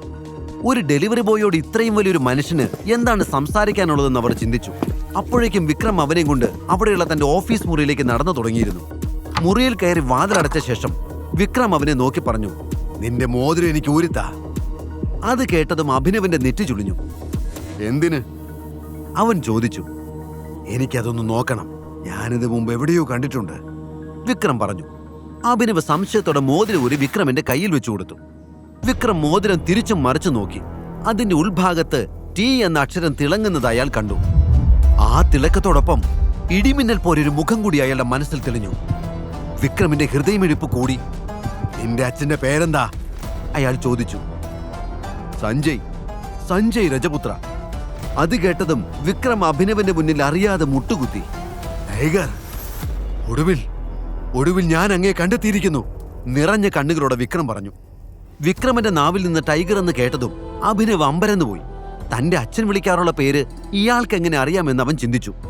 കഴിഞ്ഞ 18 വർഷമായി നിന്നെ ഞങ്ങൾ അന്വേഷിക്കുകയാണ്. ഈ കാണുന്നതെല്ലാം നിന്റെയാണ് മോനെ. നിന്റെ അച്ഛൻ സഞ്ജയ് രജപുത്രയുടെ അധ്വാനത്തിന്റെ ഫലം. വിക്രം പറഞ്ഞത് കേട്ട് അഭിനവ് ഞെട്ടിപ്പോയി. ഞാനും നരേന്ദ്രനും നിന്റെ അച്ഛനും കൂടെ കെട്ടിപ്പൊക്കിയതാ MK ഗ്രൂപ്പ്. ഇവിടെ ഞങ്ങൾക്ക് ശത്രുക്കളില്ലായിരുന്നു. നിന്റെ അച്ഛന്റെ പേര് കേട്ടാ മതി എല്ലാവരും വിറയ്ക്കും. പക്ഷേ അദ്ദേഹം പോയതോടെ കാര്യങ്ങളെല്ലാം മാറി. ശത്രുക്കളുടെ എണ്ണവും കൂടി. ഡേവിഡ് തരകൻ എന്നൊരാളുണ്ട്. പണ്ടേ MK ഗ്രൂപ്പിന്റെ ശത്രുവാണ്. ഇപ്പോ അയാൾ നിന്നെ കൊല്ലാൻ നടക്കുക. ഞാനും നരേന്ദ്രനും എപ്പോഴും നിന്റെ അച്ഛന്റെ കൂടെ തന്നെ ഉണ്ടായിരുന്നു. നോക്ക്, ഞങ്ങൾ എല്ലാവരും കൂടി ചേർന്നെടുത്ത ഫോട്ടോ. വിക്രം ചുമരിൽ തൂക്കിയിട്ടിരിക്കുന്ന ഫോട്ടോയിലേക്ക് ചൂണ്ടിക്കൊണ്ടു പറഞ്ഞു. അഭിനവന്റെ കണ്ണുകൾ ആ ഫോട്ടോയിൽ എത്തി നിന്നു. അതിലുള്ള ഓരോരുത്തരെയും വിക്രം അവന് പരിചയപ്പെടുത്തി. ഇത് ഞാൻ, നടുക്കുള്ളത് നിന്റെ അച്ഛൻ സഞ്ജയ്, അടുത്ത് നിൽക്കുന്നത് നരേന്ദ്രന്റെ മുഖം കണ്ടതും അഭിനവ് ഞെട്ടിപ്പോയി. കാലം എത്ര കഴിഞ്ഞാലും തനിക്ക് മറക്കാൻ കഴിയാത്ത മുഖം. എപ്പോഴും താൻ കാണുന്ന സ്വപ്നങ്ങളിൽ തെളിഞ്ഞു വരാറുള്ള അതേ മുഖം. തന്റെ അച്ഛനെ ചതിച്ചു കൊന്നവൻ നരേന്ദ്രൻ. അഭിനവന്റെ കണ്ണുകൾ തീക്കനൽ പോലെ ചുവന്നു. അത് കണ്ടതും വിക്രം ചോദിച്ചു, എന്താ മോനെ, എന്തെങ്കിലും പ്രശ്നമുണ്ടോ? ഏയ്, ഒന്നുമില്ല, നിങ്ങൾ പറഞ്ഞോളൂ, അഭിനവ് പറഞ്ഞു. ഇപ്പോഴിതൊക്കെ നോക്കി നടത്തുന്നത് നരേന്ദ്രന്റെ മോൻ രോഹന. എന്നെങ്കിലും ടൈഗർ തിരിച്ചു വരുമെന്ന പ്രതീക്ഷയിലാണ് ഇതുവരെ ഞങ്ങൾ കാത്തിരുന്നത്. എല്ലാം നീ ഏറ്റെടുക്കണം. സഞ്ജയ് നിർത്തിയിടത്തു നിന്ന് നീ തുടങ്ങണം, വിക്രം പറഞ്ഞു. അഭിനവ് എല്ലാം ശ്രദ്ധിച്ചു കേട്ടു. MK ഗ്രൂപ്പിനെ പറ്റി അവന് മുന്നേ അറിയാം. ലോകം മുഴുവൻ പടർന്നു പന്തലിച്ച് കിടക്കുന്ന ബിസിനസ് സാമ്രാജ്യം തന്നെയാണത്. കൊച്ചിയിലെ എല്ലാ വലിയ സംരംഭങ്ങളിലും MK ഗ്രൂപ്പ് എന്ന ബിസിനസ് ഭീമന്മാരുടെ ഷെയറുണ്ട്. 1000 രൂപ തികച്ചെടുക്കാനില്ലാതിരുന്ന താനാണ് ഇപ്പോൾ കോടികൾ വിലമതിക്കുന്ന സ്വത്തുക്കളുടെ അധിപനാണെന്ന് പറയുന്നത്. പക്ഷെ അവനെ അലട്ടുന്ന മറ്റൊരു കാര്യം ഇപ്പോൾ മുന്നിലുണ്ട്. അഭിനവ് വല്ലാത്തൊരു ഭാവത്തോടെ ചുമരിലെ ഫോട്ടോയിലേക്ക് നോക്കി. അച്ഛന്റെ വാക്കുകൾ ഇടിമുഴക്കം പോലെ അവന്റെ കാതിൽ മുഴങ്ങി. ടൈഗർ അബി, ആ ചതിയന്റെ മുഖം നീ കണ്ടതല്ലേ? ഓർത്തു വെക്കണം, ഒരിക്കൽ അവൻ നിന്റെ മുന്നിൽ വരും. ടൈഗർ മരിക്കില്ലെന്ന് അന്ന് നീ കാണിച്ചു കൊടുക്കണം. അച്ഛൻ പറഞ്ഞത് സത്യമാവുന്നതായി അഭിനവിന് തോന്നി. നരേന്ദ്രന്റെ ഫോട്ടോയിലേക്ക് നോക്കുന്തോറും അഭിനവന്റെ കണ്ണുകളിൽ പകയാളിക്കൊണ്ടിരുന്നു. എന്റെ അച്ഛന്റെ മരണത്തിന് കാരണക്കാരനാണ് ഇയാൾ. സുഹൃത്തായി കൂടെ നിന്ന് പിന്നിൽ നിന്ന് കുത്തിയ ചതിയൻ. ഇയാളോട് പകരം ചോദിച്ചാൽ മാത്രമേ അച്ഛന്റെ ആത്മാവിന് ശാന്തി കിട്ടൂ. ടൈഗറിന്റെ മനസ്സിരമ്പി. ഇത്രയും നാൾ നീ എവിടെയായിരുന്നു മോനെ? അബിയുടെ ചിന്തകളെ മുറിച്ചുകൊണ്ട് വിക്രം ചോദിച്ചു. എനിക്ക് വേറെ ആരുമില്ലല്ലോ. അച്ഛൻ മരിച്ച ശേഷം ഞാനൊരു ഓർഫനേജിലായിരുന്നു. പഠിച്ചതും വളർന്നതും ഒക്കെ അവിടെയാ. പിന്നെ ഒരു ചെറിയ മുറി വാടകയ്ക്കെടുത്തു. ഹയർ സ്റ്റഡീസിന് പൈസയൊക്കെ ജോലി ചെയ്ത് ഉണ്ടാക്കേണ്ടി വന്നു. ഇപ്പോഴും അങ്ങനെയൊക്കെ പോണു. അഭിനവ് പറഞ്ഞു. 5 വയസ്സിൽ അച്ഛനെ നഷ്ടപ്പെട്ടു എന്നല്ലാതെ തന്റെ കുടുംബത്തെപ്പറ്റി കൂടുതലൊന്നും അവൻ അറിയില്ല എന്ന് വിക്രമിന് മനസ്സിലായി. അവന്റെ തോളിൽ കൈവച്ചുകൊണ്ട് വിക്രം പറഞ്ഞു, നിന്നെ അന്വേഷിക്കാൻ ഇനി ഒരു സ്ഥലവും ബാക്കിയില്ല മോനെ. ഞങ്ങളുടെ കയ്യിൽ നിന്റെ ഒരു പഴയ ഫോട്ടോ മാത്രമേ ഉണ്ടായിരുന്നുള്ളൂ. അതും വെച്ച് എത്ര കാലം നിന്നെ തിരയാൻ പറ്റും?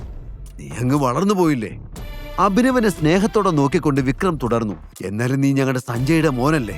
എന്നെങ്കിലും ഒരിക്കൽ നീ വരുമെന്ന് എനിക്ക് ഉറപ്പായിരുന്നു.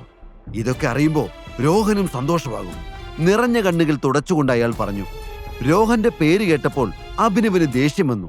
തന്റെ അച്ഛനെ കൊന്നവന്റെ മകൻ ഇതൊക്കെ അറിഞ്ഞ് സന്തോഷിക്കുമെന്ന് അഭിനവന് തോന്നിയില്ല. ഒരുപാട് ചോദ്യങ്ങൾക്ക് ഇനിയും ഉത്തരം കിട്ടാനുണ്ടല്ലോ എന്ന് അവൻ ചിന്തിച്ചു. അങ്കിൾ, എന്റെ അച്ഛൻ എന്നോട് ഈ ഗ്രൂപ്പിനെ പറ്റി ഒന്നും പറഞ്ഞിട്ടില്ല, അഭിനവ് പറഞ്ഞു. അവൻ നിന്നെ ഇതിൽ നിന്നൊക്കെ മാറ്റി നിർത്താനാ നോക്കിയത്. പക്ഷെ ഇനിയിപ്പോ അത് പറ്റില്ല. എല്ലാം പഴയതുപോലെ ആവണം. നഷ്ടപ്പെട്ടതെല്ലാം തിരിച്ചു പിടിക്കണം. സഞ്ജയ് പോയപ്പോൾ ഗ്രൂപ്പ് വിട്ടു പോയവരെല്ലാം തിരിച്ചു കൊണ്ടുവരണം. The game is still on, Vikram പറഞ്ഞു. തന്റെ കൂട്ടുകാരനായ നരേന്ദ്രനാണ് സഞ്ജയിനെ കൊന്നതെന്ന കാര്യം വിക്രമന് അറിയില്ല എന്ന് അഭിനവന് അപ്പോൾ മനസ്സിലായി. വിക്രം തന്റെ ടേബിളിന്റെ വലിപ്പ് തുറന്ന് ഒരു ചെക്ക് പുറത്തെടുത്ത് അതിലൊരു തുക എഴുതി ഒപ്പിട്ടു.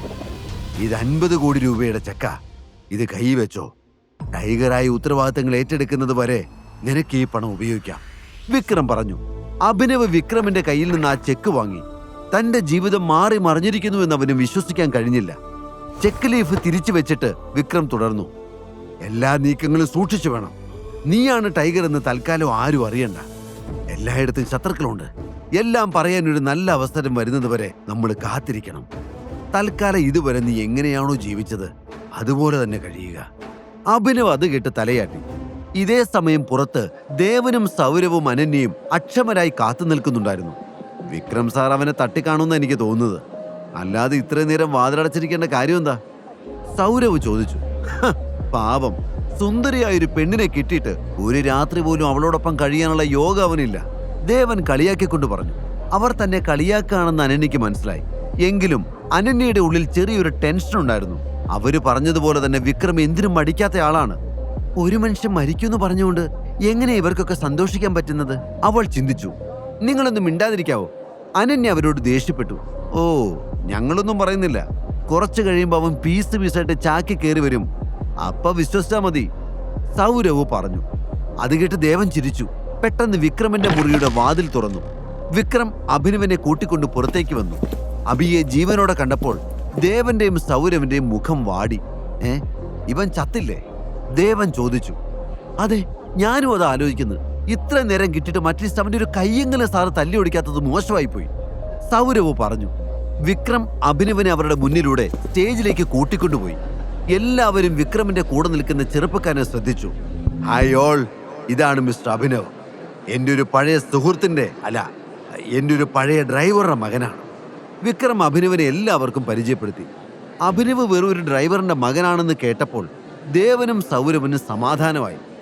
എൻജോയ് ദ പാർട്ടി, വിക്രം പറഞ്ഞു. ശേഷം അയാൾ അഭിനവനെ വിട്ട് ബാക്കിയുള്ള അതിഥികളെ കാണാൻ പോയി.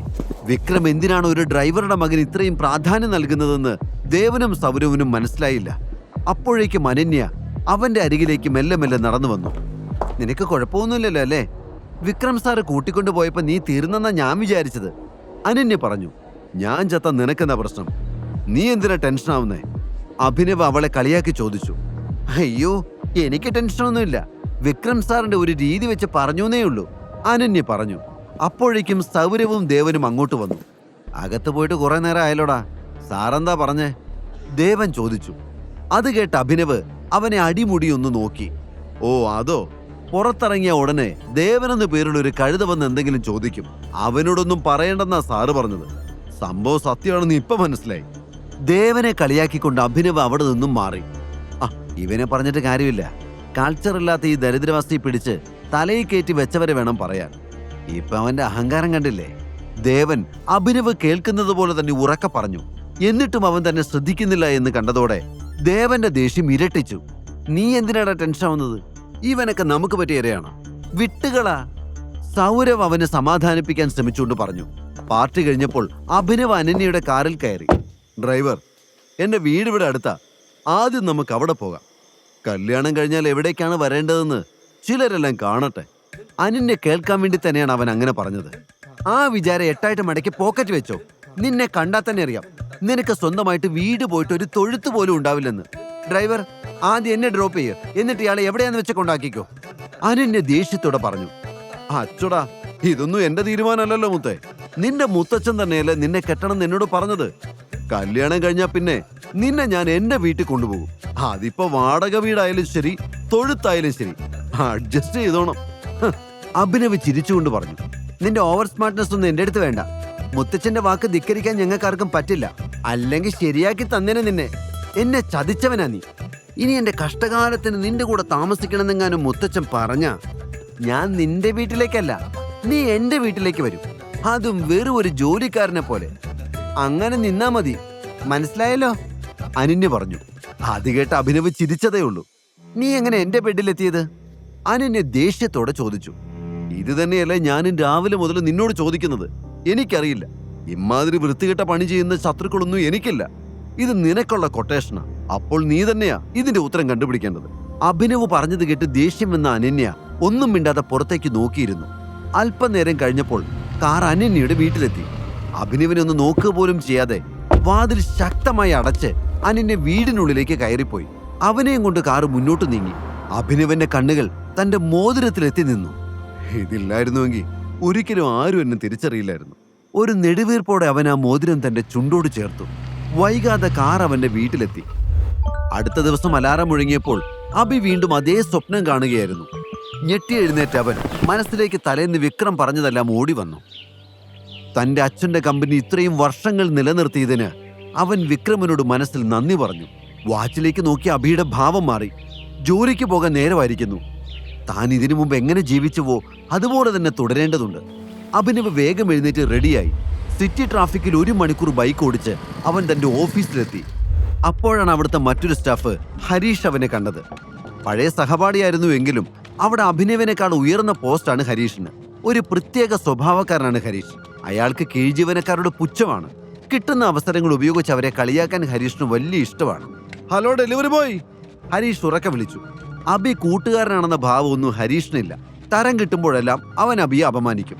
ബോസ് നിന്റെ അകത്ത് കാത്തിരിക്കുന്നുണ്ട്. ഇന്നലെ എവിടെ പോയി കിടക്കായിരുന്നാ നീ? നിന്റെ അച്ഛന്റെ കല്യാണമായിരുന്നോ?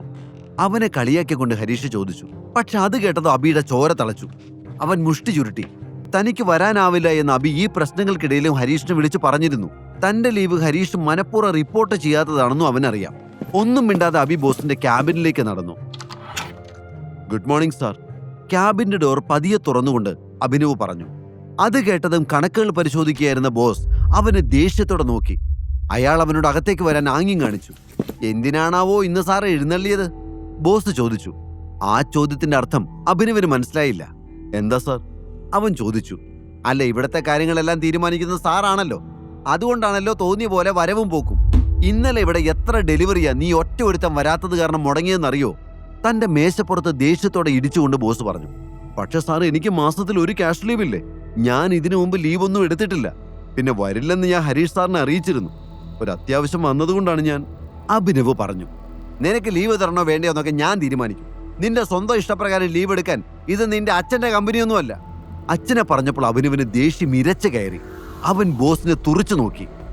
എന്താണാ നോക്കി പേടിപ്പിക്കുന്നേ? ഗുരുതരമായ വീഴ്ചയാ ഉണ്ടായത്. ഇനി നിന്റെ സേവനം ഇവിടെ വേണ്ട. പകരം ഞാൻ വേറെ ആളെ വെച്ചു. കൂടും കിടക്കൊക്കെ എടുത്ത് സ്ഥലം വിട്ടോ, ബോസ് പറഞ്ഞു. അത് കേട്ട് അഭിനവിന് ഞെട്ടലൊന്നും ഉണ്ടായില്ല. നിസ്സാര കാര്യത്തിന് ആളുകളെ പറഞ്ഞു വിടുന്നത് അവിടെ പുതുമയുള്ള കാര്യമല്ല. എപ്പോൾ വേണമെങ്കിലും തന്റെ ജോലിയും നഷ്ടപ്പെടാമെന്ന് മനസ്സിലാക്കിക്കൊണ്ട് തന്നെയാണ് അഭിനവ് അവിടെ തുടർന്നിരുന്നത്. ശരി സാർ, ഇതുവരെയുള്ള സാലറി തന്ന ഞാൻ പൊയ്ക്കോളാം, അഭിനവ് ഉറച്ച ശബ്ദത്തിൽ പറഞ്ഞു. എന്തോ? എങ്ങനെ? ഇന്നലെ നീ കാരണം കമ്പനിക്കുണ്ടായ നഷ്ടം ഈ മാസത്തിൽ നിന്റെ മുഴുവൻ ശമ്പളം തന്നാലും തീരില്ല. കണക്ക് നോക്കിയാൽ നീ ഇങ്ങോട്ട് തരേണ്ടി വരും പൈസ. എന്റെ ഒരു മര്യാദ വെച്ച് അത് ഞാൻ ചോദിക്കുന്നില്ല. മിണ്ടാതെ സ്ഥലമിടാൻ നോക്ക്, ബോസ് പറഞ്ഞു. സാർ, നിങ്ങൾ എന്തൊക്കെ പറഞ്ഞാലും ചെയ്ത ജോലിക്കുള്ള കൂലി കിട്ടാതെ ഞാൻ പോവില്ല. സാലറി നിങ്ങളുടെ ഔദാര്യമൊന്നുമല്ല, എന്റെ അവകാശമാണ്. അഭിനവിന്റെ ശബ്ദം ഉറച്ചതായിരുന്നു. അത് കേട്ട് ബോസ് പുച്ഛത്തോടെ ചിരിച്ചു. കിട്ടാതെ നീ പോവില്ല അല്ലേ? ശരി, തന്നേക്കാം. അത് പറഞ്ഞ് അയാൾ മേശപ്പുറത്തിരുന്ന് ബെല്ലടിച്ചു. അടുത്ത നിമിഷം മുറിയുടെ വാതിൽ തുറന്ന് 4 ഗുണ്ടകൾ അകത്തേക്ക് വന്നു. ഈ സാറിന് ശമ്പളം വേണോത്രേ, കൊടുത്തു വിട്ടേക്ക്, ബോസ് കണ്ണിറുക്കിക്കൊണ്ട് അവരോട് പറഞ്ഞു. അത് കേട്ടതും അവരിൽ ഒരാൾ അവന്റെ ടീഷർട്ട് പിടിക്കാൻ ആഞ്ഞു. മിന്നൽ പോലെ അബി ആ കൈ തടഞ്ഞു. ഉടൻ തന്നെ 4 പേരും അവനെ ആക്രമിക്കാനായി ചെന്നു. അടുത്ത നിമിഷം അബി മുന്നിലുള്ളയാളുടെ തോളിലൂടെ കൈ ചേർത്ത് അയാളെ വലിച്ചു. അയാൾ ബോസിന്റെ മേശപ്പുറത്തേക്ക് കറങ്ങി വീണു. അവൻ ഉടനെ തന്നെ മറ്റുള്ളവരെ നേരിടാനായി റെഡിയായി നിന്നു. അവന്റെ ചലനങ്ങൾ പരിശീലനം സിദ്ധിച്ച ഒരു കിക്ക് ബോക്സറുടേതിന് സമാനമായിരുന്നു. വൈകാതെ തന്നെ ബോസിന്റെ 4 ഗുണ്ടകളും അഭിനവന്റെ അടി കൊണ്ട് വീണു. മനോഹരമായി ഇന്റീരിയർ ചെയ്തിരുന്ന ആ ക്യാബിൻ നിമിഷം നേരം കൊണ്ട് യുദ്ധക്കളം പോലെയായി മാറി. താഴെ വീണ് കിടക്കുന്ന തടിയന്മാരെ നോക്കിക്കൊണ്ട് ബോസ് നിന്ന് വിറച്ചു. അവരെ ഇത്ര എളുപ്പത്തിൽ അഭിനവനെ പോലെ ഒരാൾക്ക് എങ്ങനെ തോൽപ്പിക്കാൻ കഴിഞ്ഞു എന്ന് അയാൾ ചിന്തിച്ചു. അപ്പോഴേക്കും അഭിനവ് ബോസിന്റെ മുന്നിലെ കസേരയിൽ വന്നിരുന്നു. എന്നിട്ട് മേശപ്പുറത്ത് മെല്ലെ തട്ടിക്കൊണ്ട് ഒരു വല്ലാത്ത നോട്ടത്തിൽ അവൻ പറഞ്ഞു, സാറേ, സാലറി കിട്ടാതെ ഞാൻ പോവില്ല. ഭയന്നുപോയ ബോസ് ഡ്രോയിൽ നിന്ന് ചെക്കെടുത്ത് അതിൽ തുക എഴുതി വിറയ്ക്കുന്ന കൈകളുടെ അഭിനവിന് നൽകി. അവൻ ചെക്ക് വാങ്ങി ചുറ്റിനും ഒന്ന് നോക്കി. 1 മാസത്തെ സാലറിയിൽ തീരാത്ത നാശനഷ്ടങ്ങൾ ഇപ്പോൾ അവിടെ ഉണ്ടായിട്ടുണ്ട്. ഇനി എന്തെങ്കിലും ബാക്കിയുണ്ടെങ്കിൽ സാറ് മട്ടാഞ്ചേരിക്ക് വന്നാൽ മതി, നമുക്ക് കണക്ക് അവിടെ വെച്ച് തീർക്കാം. അഭിനവിന്റെ സംസാരം അധികാര സ്വരത്തിലായിരുന്നു. അത് കേട്ട് ബോസ് ഭയന്ന് വിറച്ചുപോയി. ക്യാബിനിൽ നിന്ന് പുറത്തിറങ്ങുമ്പോഴും എന്തോ ഒരു കടം ബാക്കിയുള്ളതുപോലെ അവന് തോന്നി. അഭിനവ് ഫോൺ എടുത്ത് ഒരിക്കൽ കൂടി വിക്രമിനെ വിളിച്ചു. എന്താ മോനെ? വിക്രം ചോദിച്ചു. അങ്കിൾ, ഞാൻ ബൽറാം സാറിനെ നേരിട്ട് കാണുന്ന നിർബന്ധമാണ്. എനിക്ക് ഇത്രയും വലിയ ആളുകളെ ഡീൽ ചെയ്തുള്ള പരിചയമില്ല. അഭിനവ് പറഞ്ഞു. മോനെ, ബൽറാം സാറല്ല, ബൽറാം, അങ്ങനെ വേണം വിളിക്കാൻ. നീ ഇപ്പൊ വെറും അഭിനവല്ല, യു ആർ അവർ ടൈഗർ. നിന്നെ എല്ലാവരും ബഹുമാനിക്കേണ്ടത്. So be brave. നമുക്ക് വൈകുന്നേരം കാണാം. ഇത്രയും പറഞ്ഞ് വിക്രം ഫോൺ കട്ട് ചെയ്തു. വിക്രമന്റെ വാക്കുകൾ കേട്ടപ്പോൾ അഭിനവന്റെ ആത്മവിശ്വാസം വർദ്ധിച്ചു. അവൻ നേരെ തന്റെ വീട്ടിലേക്ക് തിരിച്ചു. വീട്ടിലെത്തിയതും അവനൊരു പിസ്സ ഓർഡർ ചെയ്ത് നേരെ കിടക്കയിലേക്ക് വീണു. ഈ മുറിയിൽ അത്രയും സമാധാനത്തോടെ ഇതിനു മുമ്പ് അവൻ കിടന്നിട്ടില്ലെന്ന് അവന് തോന്നി. ജീവിതം ഇതുവരെ ഒരു ചോദ്യചിഹ്നമായി നിൽക്കുകയായിരുന്നു. ഇതുപോലെ എന്തെങ്കിലും കഴിക്കണമെങ്കിൽ വൈകുന്നേരം വരെ പണിയെടുക്കണമായിരുന്നു. സമാധാനമില്ലാത്ത നാളുകൾ അവസാനിച്ചു എന്ന് അഭിനവ് കരുതി. പക്ഷേ ടൈഗറിനെ തേടി വരാൻ പോകുന്ന അപകടങ്ങൾ എന്തൊക്കെയാണെന്ന് അവൻ അറിയില്ലായിരുന്നു. Sir, delivery. അല്പനേരം ചിന്തിച്ചു കിടന്നപ്പോഴാണ് പുറത്തുനിന്ന് ഒരു ചെറുപ്പക്കാരന്റെ ശബ്ദം കേട്ടത്. അവൻ പുറത്തേക്ക് വന്നു. ഒറ്റ നോട്ടത്തിൽ തന്നെ ആ ഡെലിവറി ബോയ് ഒരു സ്റ്റുഡന്റ് ആണെന്ന് അവന് മനസ്സിലായി. അബി തന്നെയാണ് അയാളിൽ കണ്ടത്. പുഞ്ചിരിയോടെ അവൻ പണം കൊടുത്ത് ആ പിസ്സ വാങ്ങി. സാറേ, 500 രൂപയാ ബില്ല്, ഇത് കൂടുതലുണ്ടല്ലോ, ഡെലിവറി ബോയ് പറഞ്ഞു. അവൻ ബാക്കി അഭിനവിന്റെ നേരെ നീട്ടി. വെച്ചോടാ, എന്റെ ഒരു സന്തോഷത്തിനാന്ന് വിചാരിച്ചാൽ മതി, അഭിനവ് പറഞ്ഞു. ആദ്യമായിട്ടാണ് ഒരു കസ്റ്റമർ സ്വന്തം കൂട്ടുകാരനെ പോലെ പെരുമാറുന്നതെന്ന് ആ ഡെലിവറി ബോയ് ഓർത്തു. താങ്ക് യു സാർ, ദിവസം മുഴുവൻ ഓടിയാലാ ഇത്രയൊക്കെ പൈസ കിട്ടുന്നത്, അവൻ പറഞ്ഞു. നീ വല്ലതും കഴിച്ചോ? ഇല്ലേ നമുക്ക് ഷെയർ ചെയ്യാം. അവന്റെ അവസ്ഥ ശരിക്കും അറിയാവുന്നത് കൊണ്ട് തന്നെയാണ് അബി അങ്ങനെ ചോദിച്ചത്. വേണ്ട സാർ, എനിക്ക് വേറൊരു ഓർഡർ കൂടിയുണ്ട് എന്ന് നന്ദിപൂർവ്വം പറഞ്ഞ ശേഷം ഡെലിവറി ബോയ് ഇറങ്ങി. അഭിനവ് വൈഷ്ണവയെ പറ്റി ഓർത്തു. ഈ ചെറിയ വീട്ടിലേക്ക് അവളെ കൊണ്ടുവരാൻ പറ്റില്ല എന്ന് തോന്നിയതുകൊണ്ടാണ് അത്യാവശ്യം സൗകര്യമുള്ള മറ്റൊരു വാടക വീട് അവൻ അന്വേഷിച്ചത്. അഡ്വാൻസ് കൊടുക്കാനുള്ള പണം ഉണ്ടാക്കാൻ വേണ്ടി ഒരുപാട് അലഞ്ഞു. എല്ലാ ആഗ്രഹങ്ങളും ഉള്ളിലൊതുക്കി കിട്ടുന്ന ഓരോ രൂപയും ഉറും പരിമണി ശേഖരിക്കുന്നത് പോലെ അവൻ കൂട്ടിവെച്ചു. എന്നിട്ടോ പണം കണ്ടപ്പോ അവൾ വേറൊരുത്തന്റെ പിന്നാലെ പോയി. അഭിനവിന് വല്ലാത്ത വിഷമം തോന്നി. അർഹതയില്ലാത്ത ആർക്കു വേണ്ടിയും ഇനി തന്റെ ജീവിതം വേസ്റ്റ് ആക്കില്ല എന്നവൻ തീരുമാനിച്ചു. വീട്ടിലേക്ക് വരുന്ന വഴിയിൽ വൈകുന്നേരത്തെ മീറ്റിംഗിന് പോകാനായി ഒരു ഗ്രേ കളർ ഷർട്ടും ബ്ലാക്ക് പാന്റും അവൻ വാങ്ങിവെച്ചിരുന്നു. വൈകിട്ട് വിക്രം പറഞ്ഞ സമയത്ത് തന്നെ അവൻ ആ ലൊക്കേഷനിലെത്തി. ഹോട്ടൽ സഫയർ പുറത്തുനിന്ന് കണ്ടതും അഭിനവ് ആകെ അത്ഭുതപ്പെട്ടു. ഇത്രയും വലിയൊരു ഹോട്ടൽ അടുത്തുനിന്ന് കാണാൻ പോലുമുള്ള അർഹത അവൻ ഇതുവരെ ഇല്ലായിരുന്നു. അഭിനവ് ഒരു ദീർഘശ്വാസം എടുത്തുകൊണ്ട് ഹോട്ടലിനുള്ളിലേക്ക് കടന്നു. ഏയ്! അവൻ അകത്തേക്ക് കടന്നതും പുറകിൽ നിന്നൊരു ശബ്ദം കേട്ടു. ഒരു സെക്യൂരിറ്റി ഓഫീസർ അവന്റെ നേരെ ഓടി വരുന്നത് അവൻ കണ്ടു. എങ്ങോട്ടാണോ ഈ തള്ളി കയറി പോകുന്നേ? സെക്യൂരിറ്റി ഓഫീസർ ദേഷ്യത്തോടെ ചോദിച്ചു. ചേട്ടാ, എനിക്കിവിടെ ഒരു മീറ്റിംഗ് ഉണ്ട്, അഭിനവ് മറുപടി പറഞ്ഞു.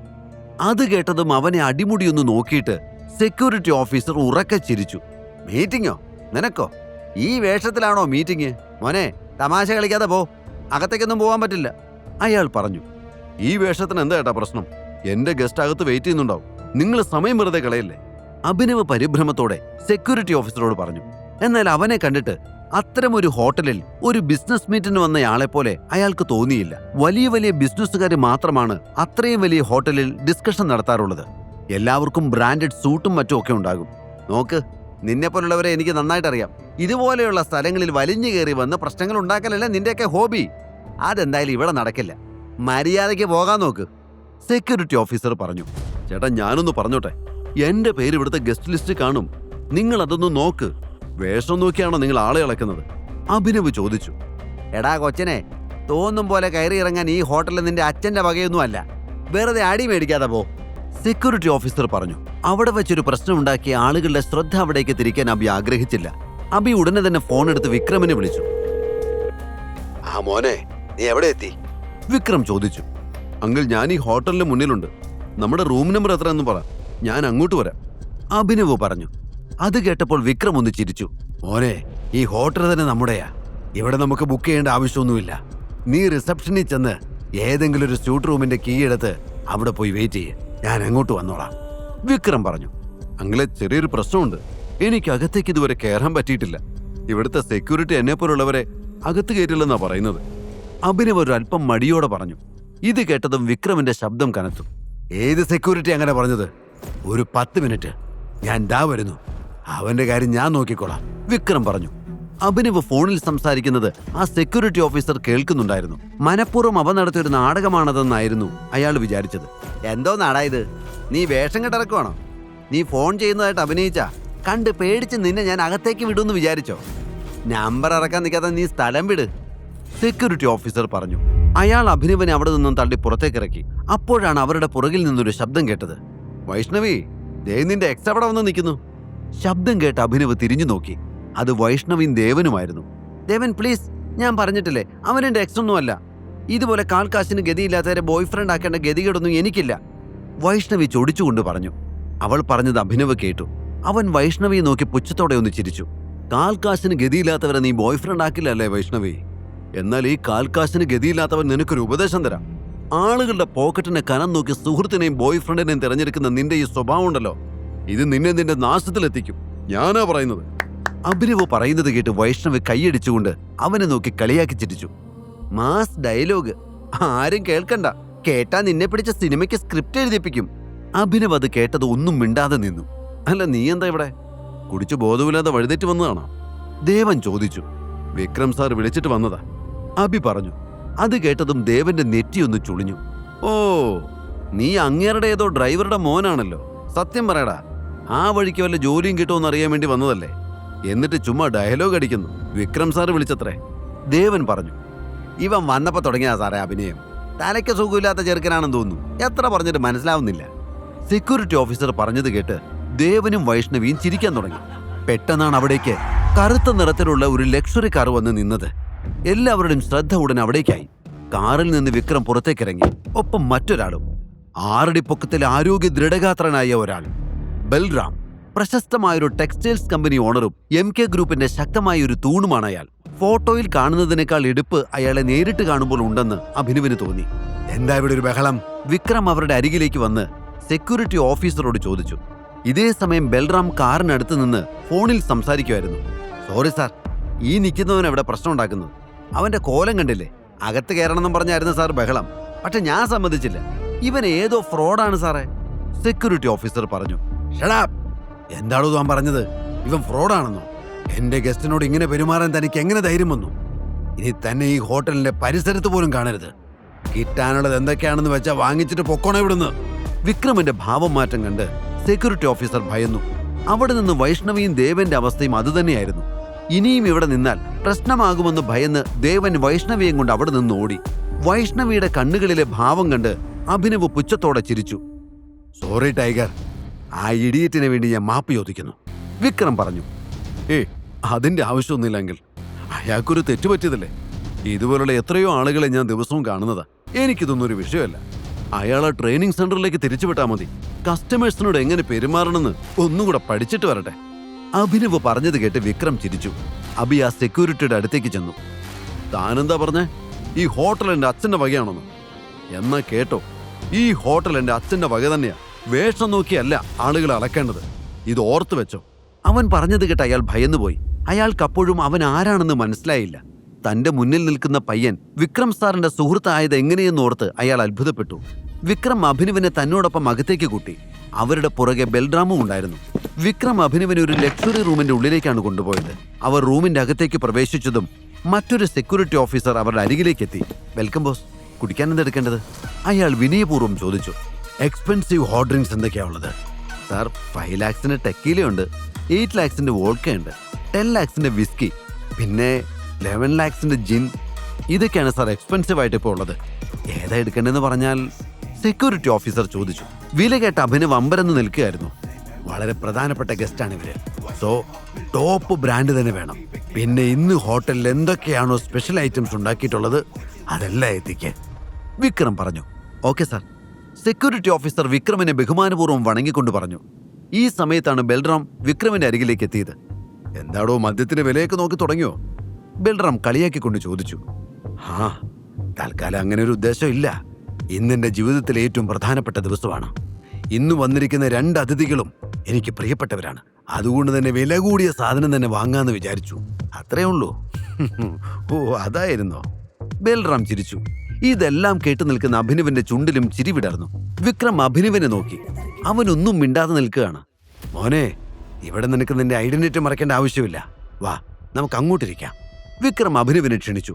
ആ മുറിയിൽ വളരെ മനോഹരമായ ഡെക്കറേഷനുകൾ ഉണ്ടായിരുന്നു. അവയെല്ലാം കൗതുകത്തോടെ നോക്കിക്കൊണ്ട് അഭിനവ് അവരുടെ അരികിൽ ചെന്നിരുന്നു. അവന്റെ കണ്ണുകൾ ബൽറാമിലേക്ക് നീണ്ടു. അഭിനവ് ബൽറാമിനെ തന്നെ നോക്കിയിരിക്കുന്നത് വിക്രം ശ്രദ്ധിച്ചു. ബൽറാം, ഒരു പ്രധാനപ്പെട്ട കാര്യം പറയാൻ വേണ്ടിയാ വിളിപ്പിച്ചത്. അത് കേട്ടാ നീ ഞെട്ടും. ഇതാരാണെന്ന് നിനക്കറിയോ? നമ്മുടെ ടൈഗർ, അതായത് നമ്മുടെ സഞ്ജയുടെ മകൻ ടൈഗറിനെ നമുക്ക് തിരിച്ചു കിട്ടിയിരിക്കുന്നു. സസന്തോഷം വിക്രം പറഞ്ഞു. അപ്പോഴേക്കും ഹോട്ടലിലെ 2 സ്റ്റാഫുകൾ അവിടേക്ക് വന്നു. അതോടെ പറഞ്ഞുകൊണ്ടിരുന്ന വിക്രം പകുതിയിൽ നിർത്തി.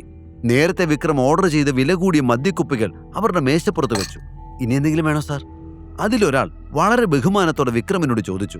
No, you may go, Vikram അവരോട് പറഞ്ഞു. അവര് 2 പേരും അവിടെ നിന്ന് പുറത്തേക്ക് പോയി. അപ്പോഴേക്കും ബൽറാം അതിലൊരു മദ്യക്കുപ്പി തുറന്ന് തന്റെ ഗ്ലാസ്സിലേക്ക് മദ്യം പകർന്നു. അയാളുടെ മുഖം അസ്വസ്ഥമായിരുന്നു. ഗ്ലാസ്സിലുള്ള മദ്യം ബൽറാം ചുണ്ടോട് ചേർത്തു. എന്താ വിക്രം നീ പറയുന്നത്? ഇവനാണോ ടൈഗർ? ബൽറാം പതിയെ ചോദിച്ചു. അയാൾ അഭിനവിന്റെ മുഖത്തേക്ക് സൂക്ഷ്മമായി നോക്കുന്നുണ്ടായിരുന്നു.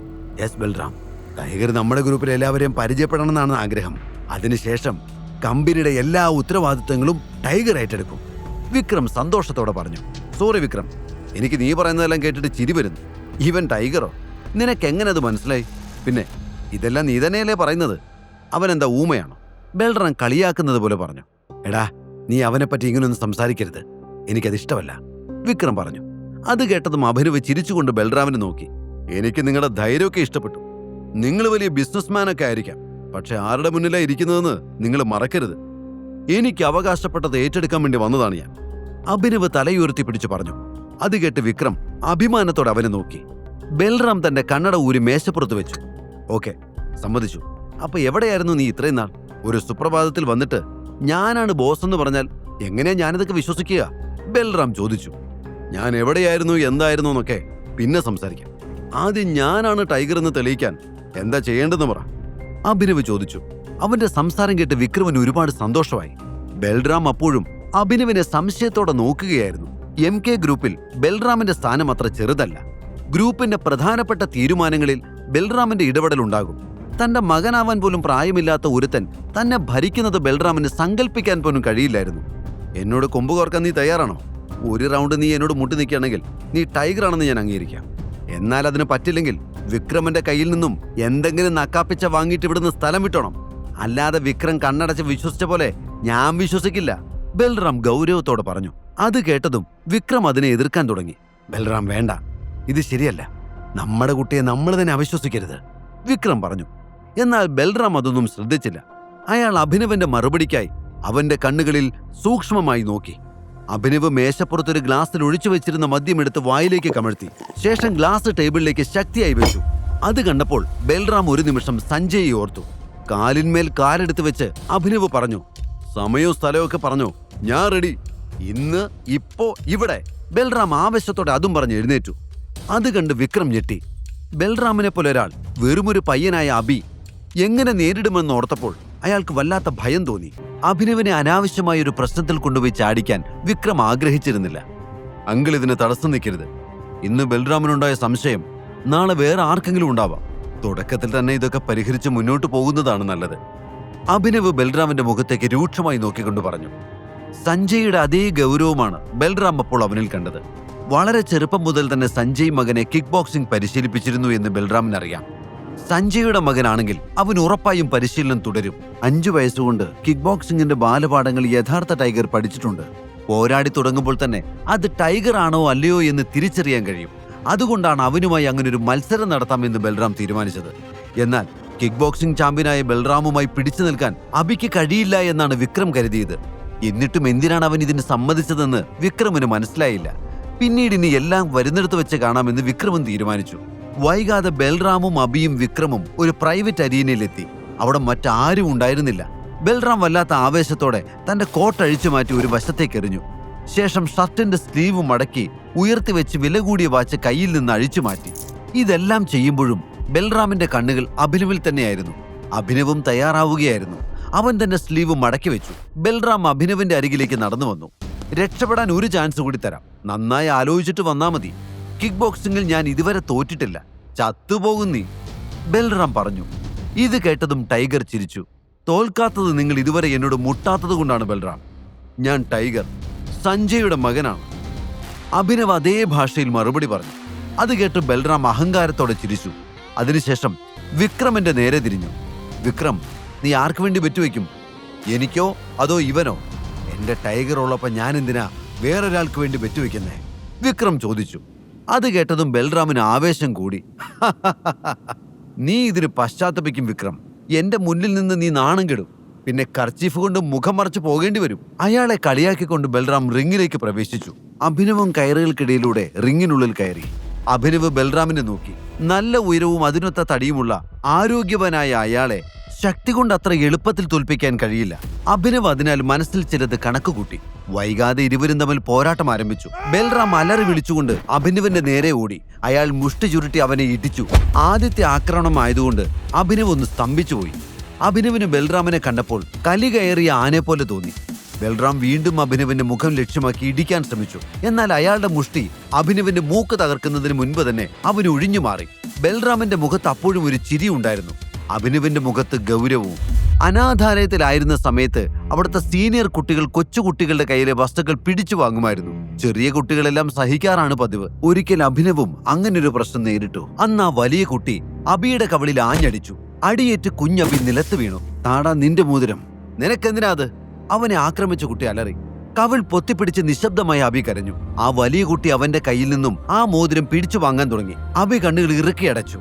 അച്ഛന്റെ ശബ്ദം അപ്പോൾ ആ കുഞ്ഞബിയുടെ കാതുകളിൽ മുഴങ്ങുന്നുണ്ടായിരുന്നു. ചിലപ്പോൾ എനിമീസ് നമ്മളെക്കാൾ പവർഫുൾ ആയിരിക്കും, പക്ഷെ സ്പീഡ് കൊണ്ട് നമുക്ക് അവരെ തോൽപ്പിക്കാൻ പറ്റും. അൺഎക്സ്പെക്റ്റഡ് ആയിട്ട് അവരുടെ വീക്ക് പോയിന്റ് നോക്കി തന്നെ കൊടുക്കണം. ഒറ്റ കിക്കിൽ ആള് നോക്കൌട്ട്.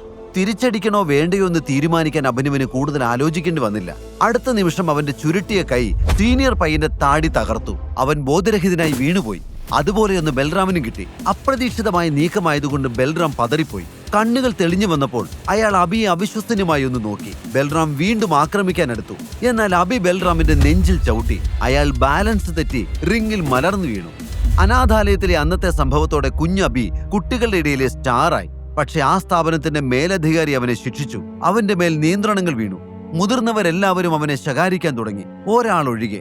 ദൂരെ ഒരിടത്ത് മാറിയിരുന്ന് കരയുന്ന അബിയുടെ അരികിലേക്ക് അയാൾ എത്തി. മോനെ ആരാ കിക്ക് ബോക്സിംഗ് പഠിപ്പിച്ചത്? അയാൾ ചോദിച്ചു. അച്ഛൻ, വിതിമ്പിക്കൊണ്ട് അവൻ പറഞ്ഞു. അച്ഛനെ പറ്റി പറഞ്ഞപ്പോൾ അവന്റെ കണ്ണുകൾ നിറഞ്ഞത് അയാൾ കണ്ടു. അയാളുടെ മനസ്സും വേദനിച്ചു. മോന് കിക്ക് ബോക്സിംഗ് അത്രയ്ക്ക് ഇഷ്ടമാണോ? അവൻ മൂളി. എന്നാ പിന്നെ ബാക്കി ഞാൻ പറഞ്ഞു തരാട്ടോ. അപ്പോഴാണ് അബി മുഖമുയർത്തി അയാളെ നോക്കിയത്. അന്നവന്റെ കണ്ണുകളിൽ തെളിഞ്ഞ അതേ തീ തന്നെയാണ് അബിയിൽ ഇപ്പോൾ ഉണ്ടായിരിക്കുന്നത്. ഒരു കൈകൊണ്ട് അബി ബൽറാമിന്റെ ആക്രമണത്തെ തടയുകയും മറുകൈ കൊണ്ട് തുടരെ ലിവർ പഞ്ചുകൾ കൊടുക്കുകയും ചെയ്തു. അതോടെ ബൽറാം അവശനായി റിങ്ങിലിരുന്നു. ഗെയിമിൽ അബി ആധിപത്യം സ്ഥാപിച്ചു കഴിഞ്ഞുവെന്ന് ബൽറാമിന് മനസ്സിലായി. എങ്കിലും തോൽവി സമ്മതിക്കാൻ അയാൾക്ക് മനസ്സ് വന്നില്ല. ബൽറാം, തോറ്റെന്ന് സമ്മതിച്ചേക്ക്, ഞാൻ ആരോടും പറയില്ല. ഒരു തൂവാലെടുത്തു മറച്ച് നൈസായിട്ട് ഇറങ്ങിക്കോ, വിക്രം പറഞ്ഞു. ബൽറാം ദേഷ്യത്തോടെ എഴുന്നേറ്റു. അയാൾ ഒന്നിനു പുറകെ ഒന്നായി അഭിനവനെ ഇടിക്കാൻ തുടങ്ങി. ചടുലമായ ഫുട് വർക്ക് കൊണ്ട് അബി ഒഴിഞ്ഞു മാറിക്കൊണ്ടേയിരുന്നു. കൈകൾ ചേർത്ത് വെച്ച് അവൻ ബൽറാമിന്റെ പഞ്ചുകൾ തടഞ്ഞു. ബൽറാം തളർന്നു എന്ന് കണ്ടപ്പോൾ അബി തന്റെ വലത് കൈകൊണ്ട് അയാളുടെ മുഖത്തൊരു ഫാൾസ് പഞ്ച് കൊടുത്തു. അതോടെ ബൽറാമിന്റെ ശ്രദ്ധ മാറി. അയാൾ ആ കിക്ക് തടയാനായി കൈ ഉയർത്തി. ആ സമയത്ത് അബി തിരിഞ്ഞു തന്റെ വലത് കാലുകൊണ്ട് അതിശക്തമായൊരു ലിവർ കിക്ക് കൂടി കൊടുത്തു. ബൽറാം ഒരു നിമിഷം മരവിച്ചു നിന്നു. അതിനുശേഷം താഴെ വീണ് വേദന കൊണ്ട് പുളഞ്ഞു. അയാൾ ശ്വാസമെടുക്കാൻ ബുദ്ധിമുട്ടി. അഭിനവ് വിക്രമിനെ നോക്കി. ബൽറാം, നോക്ക്, എന്റെ സഞ്ജയുടെ മകനാണെന്ന് അവൻ തെളിയിച്ചിരിക്കുന്നു. വിക്രം ഉറക്കെ വിളിച്ചു പറഞ്ഞു. ബൽറാമിന് നല്ല പരിക്ക് പറ്റിയിട്ടുണ്ടെന്ന് അവന് മനസ്സിലായി. അഭി റിങ്ങിന്റെ മൂലയിൽ പോയി നിന്നു. ബൽറാം കഷ്ടപ്പെട്ട് വീണ് കിടക്കുന്നിടത്ത് നിന്ന് എഴുന്നേറ്റ്, ഇത് നീ എവിടുന്ന് പഠിച്ചു? കിക്ക് ബോക്സിംഗ് ചാമ്പ്യനായ തന്നെ എളുപ്പത്തിൽ തോൽപ്പിച്ചവനോട് അത്ഭുതത്തോടെ ബൽറാം ചോദിച്ചു. ടൈഗറിനെ വേട്ടയാടാൻ പഠിപ്പിക്കേണ്ട കാര്യമുണ്ടോ ബൽറാം? അഭിനവ് ചിരിച്ചുകൊണ്ട് പറഞ്ഞു. അപ്പോഴേക്കും വിക്രം അവന്റെ അടുത്ത് വന്ന് അഭിനവിനെ കെട്ടിപ്പിടിച്ചു. ഇത് നമ്മുടെ ടൈഗറാണെന്ന് ഇപ്പൊ നിനക്ക് മനസ്സിലായി കാണുമല്ലോ, അല്ലേ ബൽറാം? വിക്രം ബൽറാമിനെ കളിയാക്കിക്കൊണ്ട് പറഞ്ഞു. ബൽറാമിന്റെ അരയിൽ ഉളുക്ക് വീണിരുന്നു. അതിന്റെ വേദന നന്നായിട്ടുണ്ടെങ്കിലും അത് മറച്ചു വെച്ച് ചിരിച്ചുകൊണ്ട് അയാൾ അഭിനവിനോട് സംസാരിച്ചു. വാ, നമുക്കൊന്നുകൂടെ കൂടാം. ഇന്നത്തെ പാർട്ടി എന്റെ വക, ബൽറാം പറഞ്ഞു. അങ്ങനെയല്ല ബൽറാം, ടൈഗർ എന്നോടൊപ്പം ഒരു ഡ്രിങ്ക് കഴിക്കാൻ വരുമോ എന്ന് ചോദിക്കേ. വിക്രം ബൽറാമിനോട് പറഞ്ഞു. അങ്ങനെയെങ്കിൽ അങ്ങനെ, നമുക്കൊന്ന് കൂടിയാലോ ടൈഗർ? അങ്ങനെ പറഞ്ഞുകൊണ്ട് ബൽറാം അഭിനവന്റെ മുന്നിൽ ഒന്ന് കുനിഞ്ഞു. ഇതെല്ലാം കണ്ട് അഭിനവ് പുഞ്ചിരിച്ചുകൊണ്ട് ബൽറാമിന്റെ തോളിൽ കൈയിട്ടു. വൈ നോട്ട്, നമുക്ക് കൂടിക്കളയാം. ഈ സമയത്ത് അഭിനവന്റെ ഫോൺ റിങ് ചെയ്തു. അനന്യ എന്ന് കണ്ടതും അവൻ വേഗം ഫോൺ എടുത്തു. യെസ് അനന്യ, അവൻ കോൾ അറ്റൻഡ് ചെയ്തുകൊണ്ട് പറഞ്ഞു. എന്റെ അമ്മ അച്ഛനും വന്നിട്ടുണ്ട്. നടന്നതല്ലേ ഇപ്പൊ അവർക്കറിയാം. നിന്നെ കാണണമെന്ന് പറയുന്നുണ്ട്. പെട്ടെന്ന് എന്റെ മുത്തച്ഛന്റെ വീട്ടിലേക്ക് വാ. അനന്യ കൽപ്പന പോലെ പറഞ്ഞു. കിക്ക് ബോക്സിംഗ് ചാമ്പ്യനെ റിങ്ങിൽ മലർത്തിയടിച്ച് തന്റെ അച്ഛന്റെ മകൻ തന്നെയാണ് താനെന്ന് തെളിയിച്ച ടൈഗറിനോടാണ് ഇങ്ങനെ സംസാരിക്കുന്നതെന്ന് അവൾക്കറിയില്ലായിരുന്നു. അഭിനവ് അനന്യ പറഞ്ഞത് കേട്ട് ഒന്നും ഞെട്ടി. ഇപ്പൊ തന്നെ വരണോ? വേണം, ഞെട്ടേണ്ട ആവശ്യമൊന്നുമില്ല. എല്ലാം നീ തന്നെയല്ലേ ചെയ്തത്. ഇനി വരുന്നതൊക്കെ അനുഭവിക്കേ. അതും പറഞ്ഞ് അനന്യ ഫോൺ കട്ട് ചെയ്തു. അഭിനവ് ഒരു നിമിഷം അവൾ പറഞ്ഞതിനെ കുറിച്ച് ഓർത്തു. അപ്പോഴേക്കും വിക്രം അഭിനവിന്റെ അടുത്തേക്ക് വന്നു. എല്ലാം ഓക്കെ അല്ലേ? വിക്രം ചോദിച്ചു. അതെ അങ്കിൾ, പക്ഷേ സോറി ബൽറാം, എനിക്ക് അത്യാവശ്യമായിട്ട് ഞാൻ കല്യാണം കഴിക്കാൻ പോകുന്ന പെൺകുട്ടിയുടെ വീട് വരെ ഒന്ന് പോകണം. അവളുടെ അച്ഛനും അമ്മയും എന്നെ കാണാൻ വന്നിട്ടുണ്ട്. ആഹാ, കല്യാണം കഴിക്കാൻ പോകുന്ന പെൺകുട്ടിയോ? ഇതെല്ലാം എപ്പോഴാ സംഭവിച്ചത്? ബൽറാം ചോദിച്ചു. അയ്യോ, അതൊക്കെ വലിയ കഥയാണ്, പിന്നീട് എപ്പോഴെങ്കിലും പറയാം, അഭിനവ് മറുപടി പറഞ്ഞു. ബൽറാം തുടർന്നു പറഞ്ഞു. വിക്രം, രോഹനെ വിളിച്ചിവിടെ നടന്ന സംഭവങ്ങളൊക്കെ പറയണം. അതിപ്പോ വേണ്ട ബൽറാം, രോഹൻ പതുക്കെ അറിഞ്ഞാ മതി. വിക്രം പറഞ്ഞു. ശരി, ഞാൻ ഇറങ്ങട്ടെ. അങ്കിൾ, ഞാൻ പറഞ്ഞത് മറന്നിട്ടില്ലല്ലോ, എനിക്കൊരു പുതിയ ജോലി. അഭിനവ് പോകാൻ നേരം വിക്രമിനെ ഓർമ്മിപ്പിച്ചു. മറന്നിട്ടില്ല മോനെ, നീ നാളെ ഓഫീസിൽ വാ, ഞാൻ എന്റെ സെക്രട്ടറിയോട് പറഞ്ഞേൽപ്പിച്ചേക്കാം. ഇത് കേട്ട് അഭിനവ് രണ്ടുപേർക്കും കൈകൊടുത്ത് പുറത്തേക്ക് വന്നു. അഭി ക്യാബിൽ കയറാൻ പോകുമ്പോൾ വിക്രം ഓടി അവന്റെ അടുത്തേക്ക് വന്നു. അയാൾ ഒരു ചെറിയ ബാഗ് അഭിനവിന് നൽകി. ഇതെന്താ? ഇത് നമ്മൾ ഇന്നലെ കുടിച്ച സെയിം സാധനമാ.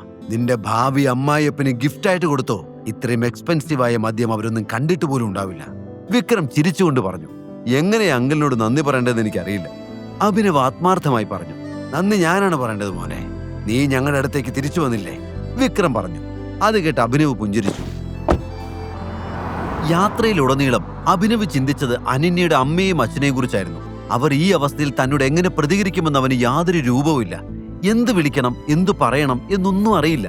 ഇന്നാണ് അവർ അവനെ ആദ്യമായി കാണാൻ പോകുന്നത്. കുറച്ചു കഴിഞ്ഞപ്പോൾ വണ്ടി അനന്യയുടെ വീടിന് മുന്നിൽ വന്ന് നിന്നു. ഒരു ദീർഘനിശ്വാസം എടുത്തുകൊണ്ട് അവൻ ആ വീടിനുള്ളിലേക്ക് കയറി. ശർമ്മളയും രാജീവും സോഫയിൽ ഇരിക്കുന്നത് അവൻ കണ്ടു. രണ്ടുപേരും അഭി അകത്തേക്ക് വരുന്നത് നോക്കുകയായിരുന്നു. തനിക്ക് എത്ര നന്നായി പുഞ്ചിരിക്കാൻ കഴിയുമോ അത്രയും നന്നായി അവൻ അവരെ നോക്കി പുഞ്ചിരിച്ചു. നമസ്കാരം അമ്മേ. നമസ്കാരം അച്ഛാ, ഇത് ഞാൻ നിങ്ങൾക്ക് വേണ്ടി കൊണ്ടുവന്നതാ. അഭിനവ് ബഹുമാനത്തോടെ അവരെ നോക്കി പറഞ്ഞു. അവൻ കൊണ്ടുവന്ന കുപ്പി അവർ രണ്ടുപേരുടെ നേരെ നീട്ടി. അത് കണ്ട് ശർമ്മളയുടെ മുഖം ദേഷ്യം കൊണ്ട് ചുവന്നു. പക്ഷെ രാജീവ് അവനെ നോക്കി പുഞ്ചിരിച്ചു. രാജീവിന്റെ കണ്ണുകൾ അഭിനവ് കൊണ്ടുവന്ന കുപ്പിയിലേക്ക് നീണ്ടു. അയാൾ ഉടനെ തന്നെ എഴുന്നേറ്റ് അഭിനവന്റെ കയ്യിൽ നിന്ന് ആ കുപ്പി വാങ്ങി. അൺബിലീവബിൾ, ഇത് വളരെ വിലയേറിയ മദ്യമാണല്ലോ. മൈ ഗോഡ്, എന്തൊരു സുഗന്ധമാണ്, നീ ഒന്ന് നോക്കിക്കേ, രാജീവ് പറഞ്ഞു. അയാൾ കുപ്പി ശർമ്മിളയുടെ നേരെ നീട്ടി. ശർമ്മിള പെട്ടെന്ന് അത് തള്ളിമാറ്റി. കുപ്പി കണ്ടപ്പോ എല്ലാം മറക്കുന്ന ഒരു മനുഷ്യൻ. നമ്മളെ ആദ്യമായിട്ട് കാണാൻ വരുമ്പോ കൊണ്ടുവന്നിരിക്കുന്ന ഗിഫ്റ്റ് കണ്ടില്ലേ, ഇതാണ് ഇവന്റെ മര്യാദ. ശർമ്മിള, ഇതൊരു സാധാരണ മദ്യമല്ല, നിനക്കറിയാഞ്ഞിട്ടാ. ഇതൊക്കെ ഗിഫ്റ്റായിട്ട് കിട്ടുന്നത് തന്നെ വലിയ കാര്യമാ. രാജീവ് അവരെ പറഞ്ഞു മനസ്സിലാക്കാൻ ശ്രമിച്ചു. ഇവൻ ഇതൊക്കെ വാങ്ങിക്കാനുള്ള കഴിവുണ്ടോന്ന് നിങ്ങൾ ആലോചിച്ചോ? എവിടെന്നെങ്കിലും മോഷ്ടിച്ചു കൊണ്ടുവന്നതാണെങ്കിലോ? ശർമ്മിള കയർത്തു. അഭിനവൻ അവരുടെ ചോദ്യത്തിന് മറുപടി പറയാനായില്ല. കാരണം താൻ ടൈഗർ ആണെന്ന് ആരും അറിയാൻ പാടില്ല. അപ്പോഴേക്കും ശർമ്മിള എഴുന്നേറ്റ് അഭിനവന്റെ അരികിലേക്ക് വന്നു. എന്താ നിന്റെ ഉദ്ദേശം? ഈ മദ്യക്കുപ്പ് നീ എന്തിനാ കൊണ്ടുവന്നത്? എന്റെ മകളുടെ ജീവിതം തകർത്തതും പോരാഞ്ഞിട്ട് ഞങ്ങളെ കൂടി കുടിപ്പിച്ച് കിടത്താനാണോ നിന്റെ ഉദ്ദേശം? ശർമ്മിള ദേഷ്യത്തോടെ ചോദിച്ചു. ശർമിള പറഞ്ഞത് അഭിനവന് ഒട്ടും ഇഷ്ടപ്പെട്ടില്ല. എങ്കിലും അവരുടെ ഭാഗത്തു നിന്ന് അവൻ ചിന്തിച്ചു, സ്വന്തം മകളെയാണ് കാണരുതാത്ത സാഹചര്യത്തിൽ കാണേണ്ടി വന്നത്. ഏതൊരു രക്ഷിതാവും ഇങ്ങനെ തന്നെയായിരിക്കും പ്രതികരിക്കുക. അമ്മ എന്നെ തെറ്റിദ്ധരിച്ചിരിക്കുകയാണ്, ഞാൻ മനഃപൂർവ്വം ഒന്നും ചെയ്തിട്ടില്ല, അഭിനവ് പറഞ്ഞു. അപ്പൊ എന്റെ മകളോടൊപ്പം ആ മുറിയിലുണ്ടായിരുന്നത് നിന്റെ പ്രേതമാണോ? നിന്റെ ഈ നാടകമൊക്കെ ഈ സ്വത്ത് തട്ടിയെടുക്കാനാണെന്ന് എനിക്കറിയാം. അല്ലെങ്കിൽ തെരുവിൽ തെണ്ടി നടക്കേണ്ട നീ ഇങ്ങനെയൊന്നും ചെയ്യില്ലായിരുന്നു. ശർമിളയുടെ വാക്കുകൾ അഭിനവനെ വല്ലാതെ അസ്വസ്ഥനാക്കി. എന്തു പറഞ്ഞാലും ഇപ്പോൾ അനന്യയുടെ അമ്മ വിശ്വസിക്കില്ല എന്ന് അഭിനവന് തോന്നി. അതുകൊണ്ട് തന്നെ അവനൊന്നും മിണ്ടാതെ നിന്നു. നിനക്കെന്താ വായി നാക്കില്ലേ പന്ന? അവർ ദേഷ്യത്തോടെ അഭിനവന്റെ കോളറിൽ പിടിക്കാൻ ശ്രമിച്ചപ്പോൾ രാജീവ് ഇടപെട്ടു. ശർമിള, പരസ്പരം ചെളിവാരി എറിഞ്ഞിട്ട് എന്താ പ്രയോജനം? നീ ഇവിടെ വന്നിരിക്കേ, രാജീവ് പറഞ്ഞു. ശർമിള അപ്പോഴും ദേഷ്യത്തോടെ അഭിനവനെ നോക്കുകയായിരുന്നു. അഭിനവ് ഇരിക്കൂ, നമുക്ക് സംസാരിക്കാം, രാജീവ് പറഞ്ഞു. അത് കേട്ടതും അഭിനവ് അവരുടെ അരികിൽ ചെന്നിരുന്നു. കാര്യമൊക്കെ ഞങ്ങൾക്ക് മനസ്സിലായി. അനന്യയ്ക്കും തനിക്കും ഒന്നും അറിയില്ല. ഇതൊരു ട്രാപ്പായിരുന്നു എന്ന് എനിക്കും ഇപ്പൊ തോന്നുന്നുണ്ട്. ചിലപ്പോ ഇങ്ങനെയൊക്കെ നടക്കണമെന്നായിരിക്കും ദൈവനിശ്ചയം. എല്ലാവരും അറിഞ്ഞ സ്ഥിതിക്ക് ഇനി നിങ്ങൾ തമ്മിലുള്ള വിവാഹം നടക്കട്ടെ, രാജീവ് പറഞ്ഞു. അത് കേട്ട് അഭിനവ് തലയാട്ടി. അനന്യ തന്റെ കൂടെ റൂം ഷെയർ ചെയ്തു എന്ന് ഇപ്പോൾ എല്ലാവരും അറിഞ്ഞിട്ടുണ്ട്. താൻ നാളെ അവളെ ഏറ്റെടുത്തില്ലെങ്കിൽ ആളുകൾ പല കഥകളും ഉണ്ടാക്കി പറയും. അനന്യയുടെ പേര് കളങ്കപ്പെടുത്താൻ അവൻ ആഗ്രഹിച്ചില്ല. അതുകൊണ്ട് ഈ വിവാഹം നടക്കുകയാണെങ്കിൽ നടക്കട്ടെ എന്ന് അഭിനവും തീരുമാനിച്ചു. ആട്ടെ, നീ എന്ത് ജോലിയാ ചെയ്യുന്നേ? അയാൾ ചോദിച്ചു. ഞാനൊരു ഡെലിവറി ബോയ് ആയിരുന്നു, പക്ഷെ ഇന്ന് എന്നെ ജോലിയിൽ നിന്ന് പിരിച്ചുവിട്ടു, അഭിനവ് സത്യം പറഞ്ഞു. അഭിനവ് പറഞ്ഞ വാക്കുകൾ ഒരു ബോംബ് പോലെ അവർ രണ്ടുപേരിലും പതിച്ചു. ശർമിള എന്തെങ്കിലും പറയുന്നതിന് മുൻപ് തന്നെ രാജീവ് പറഞ്ഞു, കുഴപ്പമില്ല, പക്ഷെ നീ പെട്ടെന്നൊരു പുതിയ ജോലി കണ്ടുപിടിക്കണം. ജോലിയില്ലാതെ എന്റെ മകളെ നിയമപരമായി വിവാഹം കഴിക്കാൻ പറ്റില്ല. അതിൽ വേറെയും പ്രശ്നങ്ങളുണ്ട്. അഭിനവ് അത് സമ്മതിച്ചുകൊണ്ട് തലയാട്ടി. എന്നാ പിന്നെ അഭിനവ് പോയിക്കോളൂ, ബാക്കി എല്ലാ കാര്യങ്ങളും നമുക്ക് പിന്നീട് സംസാരിക്കാം, രാജീവ് ശാന്തമായി പറഞ്ഞു. അഭിനവ് എഴുന്നേറ്റ് പുറത്തേക്ക് പോകാൻ തുടങ്ങി. അപ്പോഴേക്കും ശർമിളയുടെ ഉള്ളിൽ ദേഷ്യം വീണ്ടും തിളച്ചു മറിഞ്ഞു. അവർ അഭിനവ് പോകുന്നത് കത്തുന്ന കണ്ണുകളോടെ നോക്കി. പോക്കറ്റിൽ 10 രൂപയില്ല, പക്ഷെ അഹങ്കാരത്തിന് ഒരു കുറവുമില്ല. അവൻ പറഞ്ഞത് കേട്ടില്ലേ, ഒരു ഡെലിവറി ബോയ് ആയിരുന്നത്രേ. എന്നാൽ ആ ജോലി പോലും ഇപ്പൊ ഇല്ല. ഇനി പുതിയത് കണ്ടുപിടിച്ചിട്ട് വേണം ജീവിക്കാൻ. ഇതുപോലൊരുത്തിന് ആരെങ്കിലും ജോലിക്ക് വെക്കുന്നു നിങ്ങൾക്ക് തോന്നുന്നുണ്ടോ? ശർമിള രാജീവിനോട് ചോദിച്ചു. ഇത് കേട്ട് അഭി തിരിഞ്ഞു നോക്കി. വെക്കും, എന്തായാലും നിങ്ങളുടെ മകളുടെ കഴുത്തിൽ താലി കെട്ടുമ്പോൾ എനിക്കൊരു നല്ല ജോലി ഉണ്ടായിരിക്കും, അഭിനവ് ശർമിളയെ നോക്കി പറഞ്ഞു. ഉണ്ടാവും, കളക്ടർ ഉദ്യോഗം തന്നെ നിനക്ക് കിട്ടും, ശർമിള കളിയാക്കി. ഇത് കേട്ടതും രാജീവ് എഴുന്നേറ്റ് അഭിനവന്റെ അരികിലേക്ക് ചെന്നു. എനിക്ക് നിന്റെ കോൺഫിഡൻസ് ഇഷ്ടമായി. ആത്മവിശ്വാസം കൊണ്ട് എന്തും നേടിയെടുക്കാൻ കഴിയുമെന്നാണ് ഞാൻ വിശ്വസിക്കുന്നത്. യാതൊരു ബുദ്ധിമുട്ടും അറിയിക്കാതാണ് ഞാൻ എന്റെ മോളെ വളർത്തിയത്. നിന്റെ കയ്യിലേക്ക് ഏൽപ്പിക്കുമ്പോഴും അവളെ ആ രീതിയിൽ നോക്കാൻ നീ പ്രാപ്തനായിരിക്കണം. വേറെ ഒന്നും എനിക്കൊരു പ്രശ്നമല്ല, രാജീവ് പറഞ്ഞു. ഇത് കേട്ട് അഭിനവന്റെ മുഖത്ത് വലിയൊരു പുഞ്ചിരി വിരിഞ്ഞു. ശർമിളയും രാജീവും അവിടെ നിന്ന് അകത്തേക്ക് പോയി. നേരം ഒരുപാട് വൈകിയിരുന്നു. ഈ സമയത്ത് തനിക്ക് വീട്ടിലേക്ക് പോകാൻ യാതൊരു വാഹനവും കിട്ടില്ല എന്ന് അഭിനവന് അറിയാമായിരുന്നു. അതിനാൽ അനന്യയോട് സംസാരിച്ചിട്ട് അന്ന് അവിടെ കഴിയാമെന്ന് അവൻ തീരുമാനിച്ചു. അങ്ങനെ അഭിനവ് ആ വലിയ വീട്ടിൽ അനന്യയുടെ റൂം തിരഞ്ഞ് കണ്ടുപിടിച്ചു. എന്നിട്ട് അവൻ വാതിലിൽ മുട്ടി. കുറച്ച് സെക്കൻഡുകൾക്ക് ശേഷം അനന്യ വാതിൽ തുറന്നു. ഡാർലിംഗ്, നേരെ ഒരുപാട് വൈകി, ഇപ്പൊ എനിക്ക് തിരിച്ചു പോകാൻ പറ്റില്ല. ഇന്നൊരു രാത്രി ഞാൻ നിന്റെ കൂടെ റൂമിൽ അഡ്ജസ്റ്റ് ചെയ്തോട്ടെ, കളിയായി പറഞ്ഞുകൊണ്ട് അഭി അകത്തേക്ക് കയറാൻ ശ്രമിച്ചു. അനന്യ അവന്റെ മുന്നിൽ വാതിലടച്ചു. പക്ഷെ അഭിനവ് തന്റെ കാല് വെച്ച് വാതിലടയുന്നത് തടഞ്ഞു. അനന്യ വീണ്ടും വാതിൽ തുറന്നു. എന്താ? ദേഷ്യത്തോടെ അവൾ ചോദിച്ചു. കിടക്കാൻ കുറച്ച് സ്ഥലം താടൂ, അഭിനവ് പറഞ്ഞു.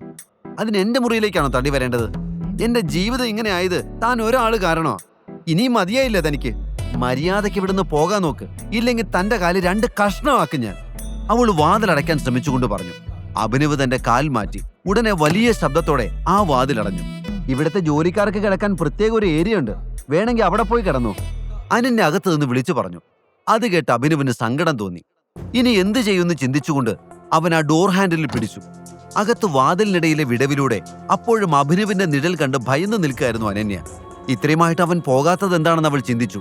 മേശപ്പുറത്തിരിക്കുന്ന കത്രിക എടുത്ത് അവൾ എന്തിനും തയ്യാറായി നിന്നു.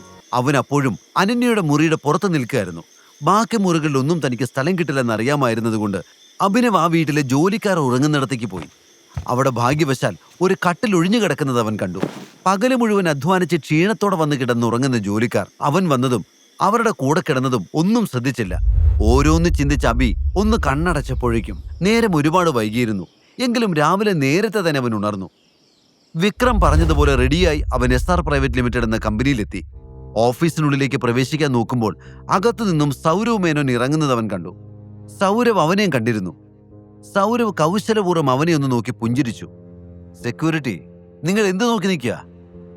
സൗരവ് അങ്ങനെ വിളിച്ചു പറഞ്ഞതും സെക്യൂരിറ്റിക്കാർ അവന്റെ അരികിലേക്ക് ഓടിയെത്തി. ഈ ദരിദ്രാവസ്ഥ അകത്തേക്ക് വിടരുത്. വിക്രം സാറിനെ ശല്യപ്പെടുത്താൻ ഇവൻ വന്നിരിക്കുന്നത്. ഇവനെങ്ങാനും അകത്ത് പോയാൽ നിങ്ങളുടെ ജോലി തെറിക്കുന്നുള്ള കാര്യത്തിൽ യാതൊരു സംശയവും വേണ്ട. ഇത് കേട്ട ഉടനെ സെക്യൂരിറ്റിക്കാർ അഭിനവന്റെ വഴി തടഞ്ഞു നിന്നു. ഉടൻ സൗരവ് അഭിനവന്റെ അരികിലേക്ക് വന്നു. അഭിനവ്, ഞാൻ ഫ്രീ ആയിട്ട് നിനക്കൊരു ഉപദേശം തരാം. വല്ല കൂലിപ്പണിക്ക് പോയി ജീവിക്കാൻ നോക്ക്. നിന്റെ അച്ഛൻ വിക്രം സാറിന്റെ കാർ ഓടിച്ചിരുന്നു എന്നും പറഞ്ഞുകൊണ്ട് ചുമ്മാ ഇവിടെ ഇങ്ങനെ കയറി ഇറങ്ങരുത്. ഇത്രയ്ക്ക് അങ്ങോട്ട് സഹായിക്കാൻ അവരും നിന്റെ സുഹൃത്തുക്കളൊന്നുമല്ലല്ലോ. നിന്റെ അച്ഛൻ വിക്രം സാറിന്റെ വെറും ഒരു ഡ്രൈവർ മാത്രമായിരുന്നില്ലേ? സൗരവന്റെ വാക്കുകൾ കേട്ട് അഭിനവ് ചിരിച്ചു. ഓഫീസിന് മുന്നിൽ വെച്ച് അനാവശ്യമായ ഒരു പ്രശ്നമുണ്ടാക്കാൻ അവൻ ആഗ്രഹിച്ചില്ല. പക്ഷെ സൗരവനൊന്ന് കളിയാക്കണമെന്ന് അവൻ കരുതി. എന്നിട്ട് ഫോൺ കയ്യിലെടുത്ത് വിക്രമിന്റെ നമ്പർ ഡയൽ ചെയ്യാൻ ശ്രമിച്ചുകൊണ്ട് അബി അവനെ നോക്കി കുനിഞ്ഞ് കൈകൊണ്ട് വാപൊത്തി പിടിച്ച് ഓച്ചാനിച്ച് നിൽക്കുന്ന ആക്ഷൻ കാണിച്ചു. ഓംബ്ര, അടിയനുടനെ പൊയ്ക്കോളാമേ. അവൻ പറഞ്ഞത് കേട്ട് സൗരവ് ദേഷ്യത്തോടെ മുന്നോട്ട് വന്നു. അപ്പോൾ അബി പറഞ്ഞു, എന്താടാ നിനക്ക് ഡ്രൈവർമാരുടെ ഒരു പുച്ഛം? വിക്രം സാറിന്റെ ജീവൻ സ്റ്റിയറിംഗിൽ പിടിച്ചിരുന്ന ആളായിരുന്നു എന്റെ അച്ഛൻ. അതൊന്നും നിന്നെപ്പോലുള്ള അമൂൽ ബേബിക്ക് മനസ്സിലാവില്ല. വിരലും വായിലിട്ട് പോയി നിന്റെ പണി നോക്കടാ. അപ്പോഴേക്കും കറുത്ത സ്കേർട്ടും വെളുത്ത ഷർട്ടും ധരിച്ച ഒരു പെൺകുട്ടി അവന്റെ അടുത്തേക്ക് നടന്നു വന്നു. അവൾ വന്ന ഉടനെ അഭിനവനെ ഒന്ന് നോക്കി. ശേഷം സെക്യൂരിറ്റിക്കാരുടെ അടുത്തേക്ക് ചെന്നു. വിക്രമിന്റെ പേഴ്സണൽ സെക്രട്ടറി ജെന്നിഫർ ആയിരുന്നു അത്. നിങ്ങൾ പോയിക്കോളൂ, ഇയാളുടെ കാര്യം ഞാൻ നോക്കിക്കോളാം, അവൾ സെക്യൂരിറ്റിയോട് പറഞ്ഞു. ഇത് കണ്ട് സൗരവിന് തന്റെ ബോധം നഷ്ടപ്പെടുന്നത് പോലെ തോന്നി. അന്ന് പാർട്ടിയിലും ഇപ്പോൾ ഇവിടെയും അഭിനവ് സൗരവിനെ ഞെട്ടിച്ചു. ഈ രണ്ടിടത്തും അഭി നാണം കെടുന്നത് കാണാൻ സൗരവ് കാത്തിരുന്നു. എന്നാൽ നിരാശയായിരുന്നു ഫലം. സൗരവ് എന്തോ പറയാൻ വേണ്ടി ശ്രമിച്ചതും വിക്രമിന്റെ സെക്രട്ടറി ജെന്നിഫർ അവനോട് നിശബ്ദനായിരിക്കാൻ ആംഗ്യം കാണിച്ചു. അതോടെ അഭിനവിന്റെ മുന്നിൽ താൻ നാണം കെട്ടതുപോലെ സൗരവിന് തോന്നി. അയാളുടെ മുഖം കണ്ടപ്പോൾ അഭിനവിന് വളരെ സന്തോഷം തോന്നി. സാറ്റിസ്ഫാക്ഷൻ അറ്റ് പീക്ക്, അഭിനവ് ചിന്തിച്ചു. സൗരവിനെ നോക്കി ചിരിച്ചുകൊണ്ട് അവൻ ജെന്നിഫറോടൊത്ത് അകത്തേക്ക് പോയി. ഞാൻ വരുന്ന കാര്യം വിക്രം നിങ്ങളോട് പറഞ്ഞിരുന്നു? അഭിനവ് ചോദിച്ചു. ഇത് കേട്ട ഉടനെ ജെന്നിഫറിന്റെ നെറ്റി ചുളിഞ്ഞു. ഇവിടെ ജോലിക്ക് വന്ന അഭിനവിനെ പോലെ ഒരാൾ വിക്രം സാറിനെ പേര് വിളിച്ചത് തന്നെ അവൾക്ക് ഒട്ടും ഇഷ്ടപ്പെട്ടില്ല. അവൾ മനഃപൂർവ്വം അഭിനവിന് മറുപടി നൽകിയില്ല. ജെന്നിഫർ അഭിനവിനെ ഒന്ന് നോക്കുക പോലും ചെയ്യാതെ തന്റെ ക്യാബിൻ ഡോർ തുറന്ന് അകത്തേക്ക് കയറി. അഭിനവും അവളുടെ പുറകെ അകത്തേക്ക് കയറി. നിങ്ങൾ എന്റെ ചോദ്യത്തിന് ഉത്തരം തന്നില്ലല്ലോ, ചെവി കേൾക്കുന്നില്ലെന്നുണ്ടോ? അഭിനവ് ചോദിച്ചു. എക്സ്ക്യൂസ് മീ, ജെന്നിഫർ അഭിനവിനോട് പറഞ്ഞു. ശേഷം അവൾ മേശപ്പുറത്ത് എന്തോ പരുതാൻ തുടങ്ങി. അവളുടെ പെരുമാറ്റത്തിൽ നിന്നും അവൾക്ക് തന്നെ ഇഷ്ടമായില്ലെന്ന് അഭിനവിന് മനസ്സിലായി. ജെന്നിഫർ തന്റെ മേശപ്പുറത്ത് വെച്ചിരുന്ന ഒരു പേപ്പർ എടുത്ത് അഭിനവിന്റെ നേരെ നീട്ടി. അഭിനവ് ആ പേപ്പർ വാങ്ങി വായിക്കാൻ തുടങ്ങി. ആ പേപ്പറിൽ അഭിനവിന് ചെയ്യാൻ കഴിയുന്ന ജോലികളുടെ പേരുകൾ എഴുതിയിരുന്നു. അഭിനവ് ഏത് ജോലി ചെയ്യണമെന്ന് തീരുമാനിക്കാനുള്ള അവകാശവും വിക്രം അവന് നൽകിയിരുന്നു. അഭിനവ് ലിസ്റ്റിൽ ശ്രദ്ധ കേന്ദ്രീകരിച്ചു. അതിൽ ചില ജോലികളുടെ മുകളിൽ നക്ഷത്രചിഹ്നം ഇട്ടിരിക്കുന്നത് കണ്ട് അവൻ ജെന്നിഫറെ നോക്കി. ഇതിലൊക്കെ എന്താ സ്റ്റാർ ഇട്ടിരിക്കുന്നത്? അവൻ ജെന്നിഫറോട് ചോദിച്ചു. ഇതൊക്കെ വേക്കൻസി ഇല്ലാത്ത പോസ്റ്റുകളാണ്. സ്റ്റാർ ഉള്ള എല്ലാ പോസ്റ്റിലും നേരത്തെ തന്നെ എഫിഷ്യന്റ് ആയ ആളുകൾ ജോലി ചെയ്യുന്നുണ്ട്. ബാക്കിയുള്ളത് നിങ്ങൾക്ക് നോക്കാം, ജെന്നിഫർ പറഞ്ഞു. അഭിനവ് ആ ലിസ്റ്റ് ഒന്നുകൂടി പരിശോധിച്ചു. നിങ്ങൾക്ക് ചായ വേണോ അതോ കോഫിയോ? ജെന്നിഫർ ചോദിച്ചു. എനിക്ക് രണ്ടും വേണ്ട, എനിക്കിതിൽ പറഞ്ഞിരിക്കുന്ന മാനേജർ പോസ്റ്റ് മതി. അഭിനവ് അവളെ നോക്കി ചിരിച്ചുകൊണ്ട് പറഞ്ഞു. മിസ്റ്റർ, നിങ്ങൾക്ക് ഞാൻ പറഞ്ഞത് മനസ്സിലായില്ലേ? ആ പോസ്റ്റിൽ ഒഴിവില്ല. അതിന്റെ നേരെ സ്റ്റാർ ഇട്ടിരിക്കുന്നത് കണ്ടില്ലേ? ജെന്നിഫർ അക്ഷമയോട് പറഞ്ഞു. അതെനിക്കറിയാം, അഭിനവും ഗൗരവത്തോടെ തന്നെ പറഞ്ഞു. അറിഞ്ഞിട്ടാണ് ഇങ്ങനെയൊക്കെ സംസാരിക്കുന്നത്? ഓൾറെഡി ഫില്ലായ പോസ്റ്റിൽ നിങ്ങൾ എങ്ങനെയാ നിയമിക്കുന്നത്? അതോ ഇനി ആ ജീവനക്കാരെ കമ്പനിയിൽ നിന്ന് പുറത്താക്കണമെന്നാണോ പറയുന്നത്? ജെന്നിഫർ ദേഷ്യത്തോടെ ചോദിച്ചു. അങ്ങനെ ഞാൻ പറഞ്ഞില്ല, നീ വെറുതെ എഴുതാപ്പുറം വായിക്കാം. എന്താ നിന്റെ പേര്? അഭിനവ് ചോദിച്ചു. ജെന്നിഫർ, അവൾ ദേഷ്യത്തോടെ പറഞ്ഞു. അഭിനവിന്റെ ചോദ്യങ്ങൾ അവളെ പ്രകോപിപ്പിച്ചു. നോക്ക് ജെന്നിഫർ, നീ എനിക്ക് ലിസ്റ്റ് കൊണ്ടുവന്ന് തന്നു. ഞാനതിൽ എനിക്ക് ഇഷ്ടപ്പെട്ട പോസ്റ്റ് തെരഞ്ഞെടുത്തു. ഇതിലെന്താ തെറ്റ്? വിക്രമനോട് ചോദിച്ചിട്ട് തീരുമാനിച്ചാൽ മതി, അഭിനവ് പറഞ്ഞു. ഒരുപാട് ആലോചിച്ച് അഭിനവ് എടുത്ത തീരുമാനമായിരുന്നു SR ഗ്രൂപ്പിലെ മാനേജർ സ്ഥാനം ഏറ്റെടുക്കുക എന്നത്. തനിക്ക് അവകാശപ്പെട്ടതാണ് ഈ കമ്പനി. പക്ഷെ രോഹൻ വരുന്നതിന് മുൻപ് അവൻ അത് ഏറ്റെടുക്കാൻ കഴിയില്ലായിരുന്നു. അതുകൊണ്ടാണ് തൽക്കാലത്തേക്ക് അവൻ മാനേജർ സ്ഥാനം ആവശ്യപ്പെട്ടത്. അങ്ങനെയാകുമ്പോൾ അവൻ അനന്യയുടെയും അവളുടെ മാതാപിതാക്കളുടെയും മുന്നിൽ നട്ടെല്ല് നിവർത്തി നിൽക്കാൻ കഴിയും. എന്നാൽ ജെന്നിഫർ അഭിനവിന്റെ പെരുമാറ്റം ഒട്ടും ഇഷ്ടമായില്ല. എങ്കിലും വിക്രം സാർ പറഞ്ഞതുകൊണ്ട് അവൾ അഭിനവിനോട് മുഖം കറുത്ത് യാതൊന്നും സംസാരിച്ചില്ല.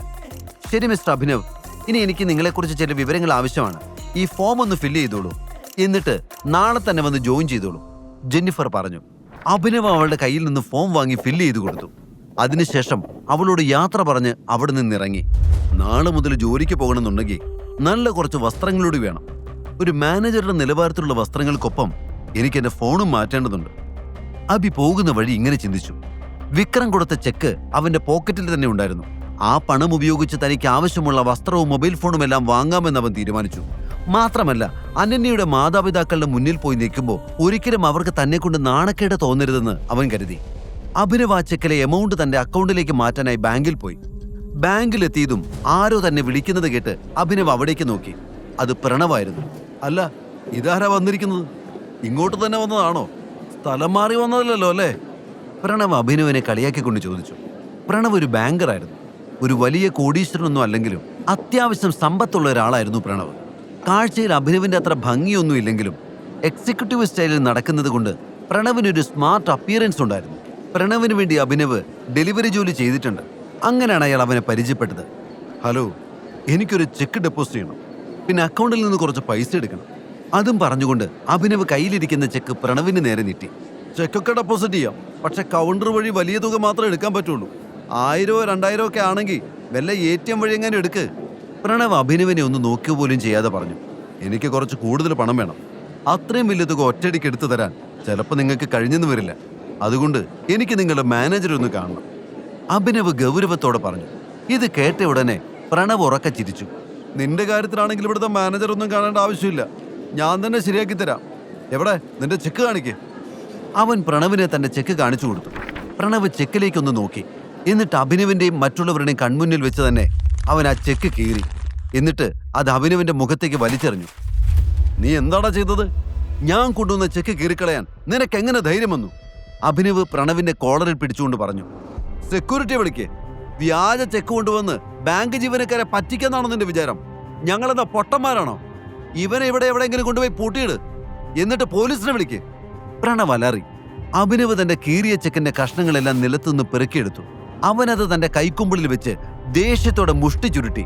സെക്യൂരിറ്റിക്കാർ വന്ന് അഭിനവിനെ ചുറ്റിനും വളഞ്ഞു. വിടടാ എന്നെ, അഭിനവ് പറഞ്ഞു. അവൻ ഗാർഡ്സിന്റെ കയ്യിൽ നിന്ന് സ്വയം മോചിപ്പിക്കാൻ ശ്രമിച്ചു. പക്ഷെ അവരവനെ വിട്ടില്ല. പ്രണവും ബാങ്കിലുള്ള മറ്റുള്ളവരും ഈ കാഴ്ച കണ്ട് രസിച്ചു. സെക്യൂരിറ്റി ഗാർഡ്സ് അഭിനവിനെയും കൊണ്ട് പുറത്തേക്ക് പോകുമ്പോൾ പുറകിൽ നിന്നൊരാൾ വിളിച്ചു. എന്താ ഇവിടെ ബഹളം? എല്ലാവരും അങ്ങോട്ട് നോക്കി. അത് ബൽറാം ആയിരുന്നു. ബൽറാമിനെ കണ്ടപ്പോൾ അഭിനവിന് ആശ്വാസം തോന്നി. ഇനി തനിക്കെതിരായി ആർക്കും ഒന്നും ചെയ്യാൻ കഴിയില്ല എന്ന് അവൻ ഉറപ്പായിരുന്നു. പ്രണവ് ബൽറാമിന്റെ അരികിലേക്ക് ചെന്നു. Sorry sir, sorry for the inconvenience. ഒരുത്തൻ വ്യാജ ചെക്കുമായിട്ട് വന്നതായിരുന്നു. അവരെ പിടിച്ച് പോലീസിൽ ഏൽപ്പിക്കുന്നതിന്റെ ബഹളമാണ്. പ്രണവ് വളരെ താഴ്മയോടെ ബൽറാമിനോട് പറഞ്ഞു.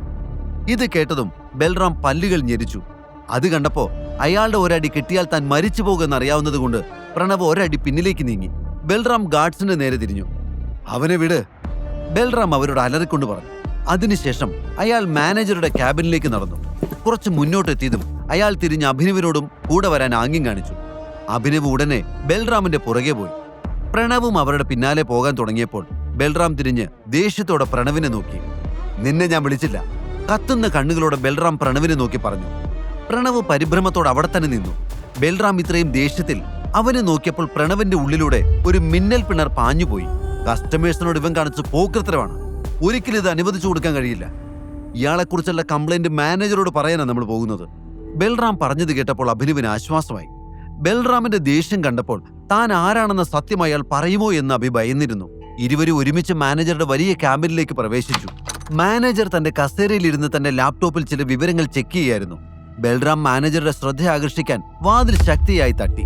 പെട്ടെന്ന് മാനേജറുടെ കണ്ണുകൾ അവിടേക്കെത്തി. വാതിക്കൽ ബൽറാം നിൽക്കുന്നത് കണ്ടപ്പോൾ മാനേജർ കസേരയിൽ നിന്ന് എഴുന്നേറ്റു.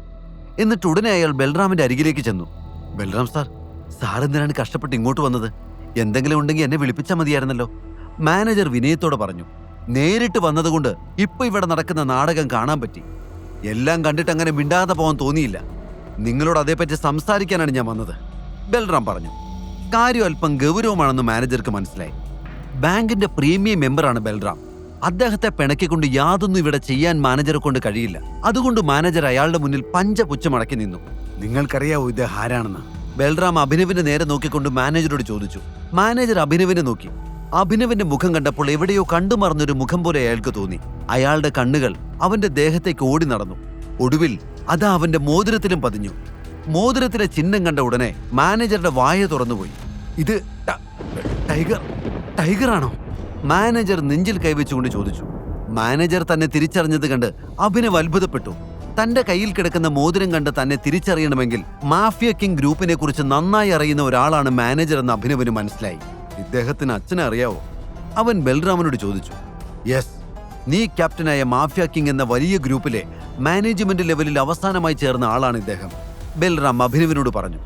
അഭിനവിന് താൻ കേട്ട കാര്യം വിശ്വസിക്കാൻ കഴിഞ്ഞില്ല. പ്രണവ് ജോലി ചെയ്യുന്ന ബാങ്കിലെ മാനേജർ തന്റെ അച്ഛന്റെ കമ്പനിയുടെ ഒരു ആശ്രിതനാണ് എന്നത് അവനെ ഏറെ അത്ഭുതപ്പെടുത്തി. അഭിനവ് എന്തെങ്കിലും പറയുന്നതിന് മുൻപ് മാനേജർ അവന്റെ കാലിൽ വീണു. ടൈഗർ, നിങ്ങൾക്ക് വേണ്ടി ഞാൻ എന്താണ് ചെയ്തു തരേണ്ടത്? ഓർഡർ തന്നാ മതി. മാനേജർ കൈകൂപ്പിക്കൊണ്ട് പറഞ്ഞു. ഇപ്പൊ നിങ്ങളൊന്ന് എഴുന്നേക്ക്. മറ്റാർക്കും ഞാൻ ടൈഗർ ആണെന്നറിയില്ല. വെറുതെ ഇതുപോലെ ഓരോന്ന് ചെയ്ത് ഇനി അതെല്ലാരെയും അറിയിക്കണ്ട, അഭിനവ് പറഞ്ഞു. ഇത് കേട്ട ഉടനെ മാനേജർ വേഗം അവിടെ നിന്ന് എഴുന്നേറ്റ് തന്റെ സീറ്റിൽ വന്നിരുന്നു. ടൈഗർ, നിങ്ങളെ കാണാൻ കഴിഞ്ഞത് തന്നെ എന്റെ ഭാഗ്യമാണ്. മാഫിയ ഗ്രൂപ്പ് നാഥനില്ലാ കളരിയായി തീരുമെന്നാണ് കരുതിയത്. എന്നാലും നിങ്ങൾ തിരിച്ചു വന്നല്ലോ. ഇനി മാഫിയ ഗ്രൂപ്പിന്റെ മുഖച്ഛായ തന്നെ മാറും, മാനേജർ സന്തോഷത്തോടെ പറഞ്ഞു. മാഫിയ കിങ്ങിന്റെ മുഖച്ഛായൊക്കെ നമുക്ക് പിന്നെ മാറ്റാം. ആദ്യം ഇവിടുത്തെ ജോലിക്കാരെ നിലക്ക് നിർത്താൻ നോക്ക്, ബൽറാം മാനേജരോട് പറഞ്ഞു. അഭിനവനോട് പ്രണവിന് നേരത്തെ അപമര്യാദയായി പെരുമാറിയ കാര്യം ബൽറാം മാനേജർക്ക് വിവരിച്ചു കൊടുത്തു. ഇത് കേട്ട ഉടനെ മാനേജർ തന്റെ മുന്നിലുള്ള ഫോൺ എടുത്ത് ആജ്ഞാപിച്ചു. ആ പ്രണവിനെ ഇങ്ങോട്ട് വിളിക്കേ. ഈ കഥയുടെ ബാക്കി അറിയാൻ download pocket FM app. Link in description.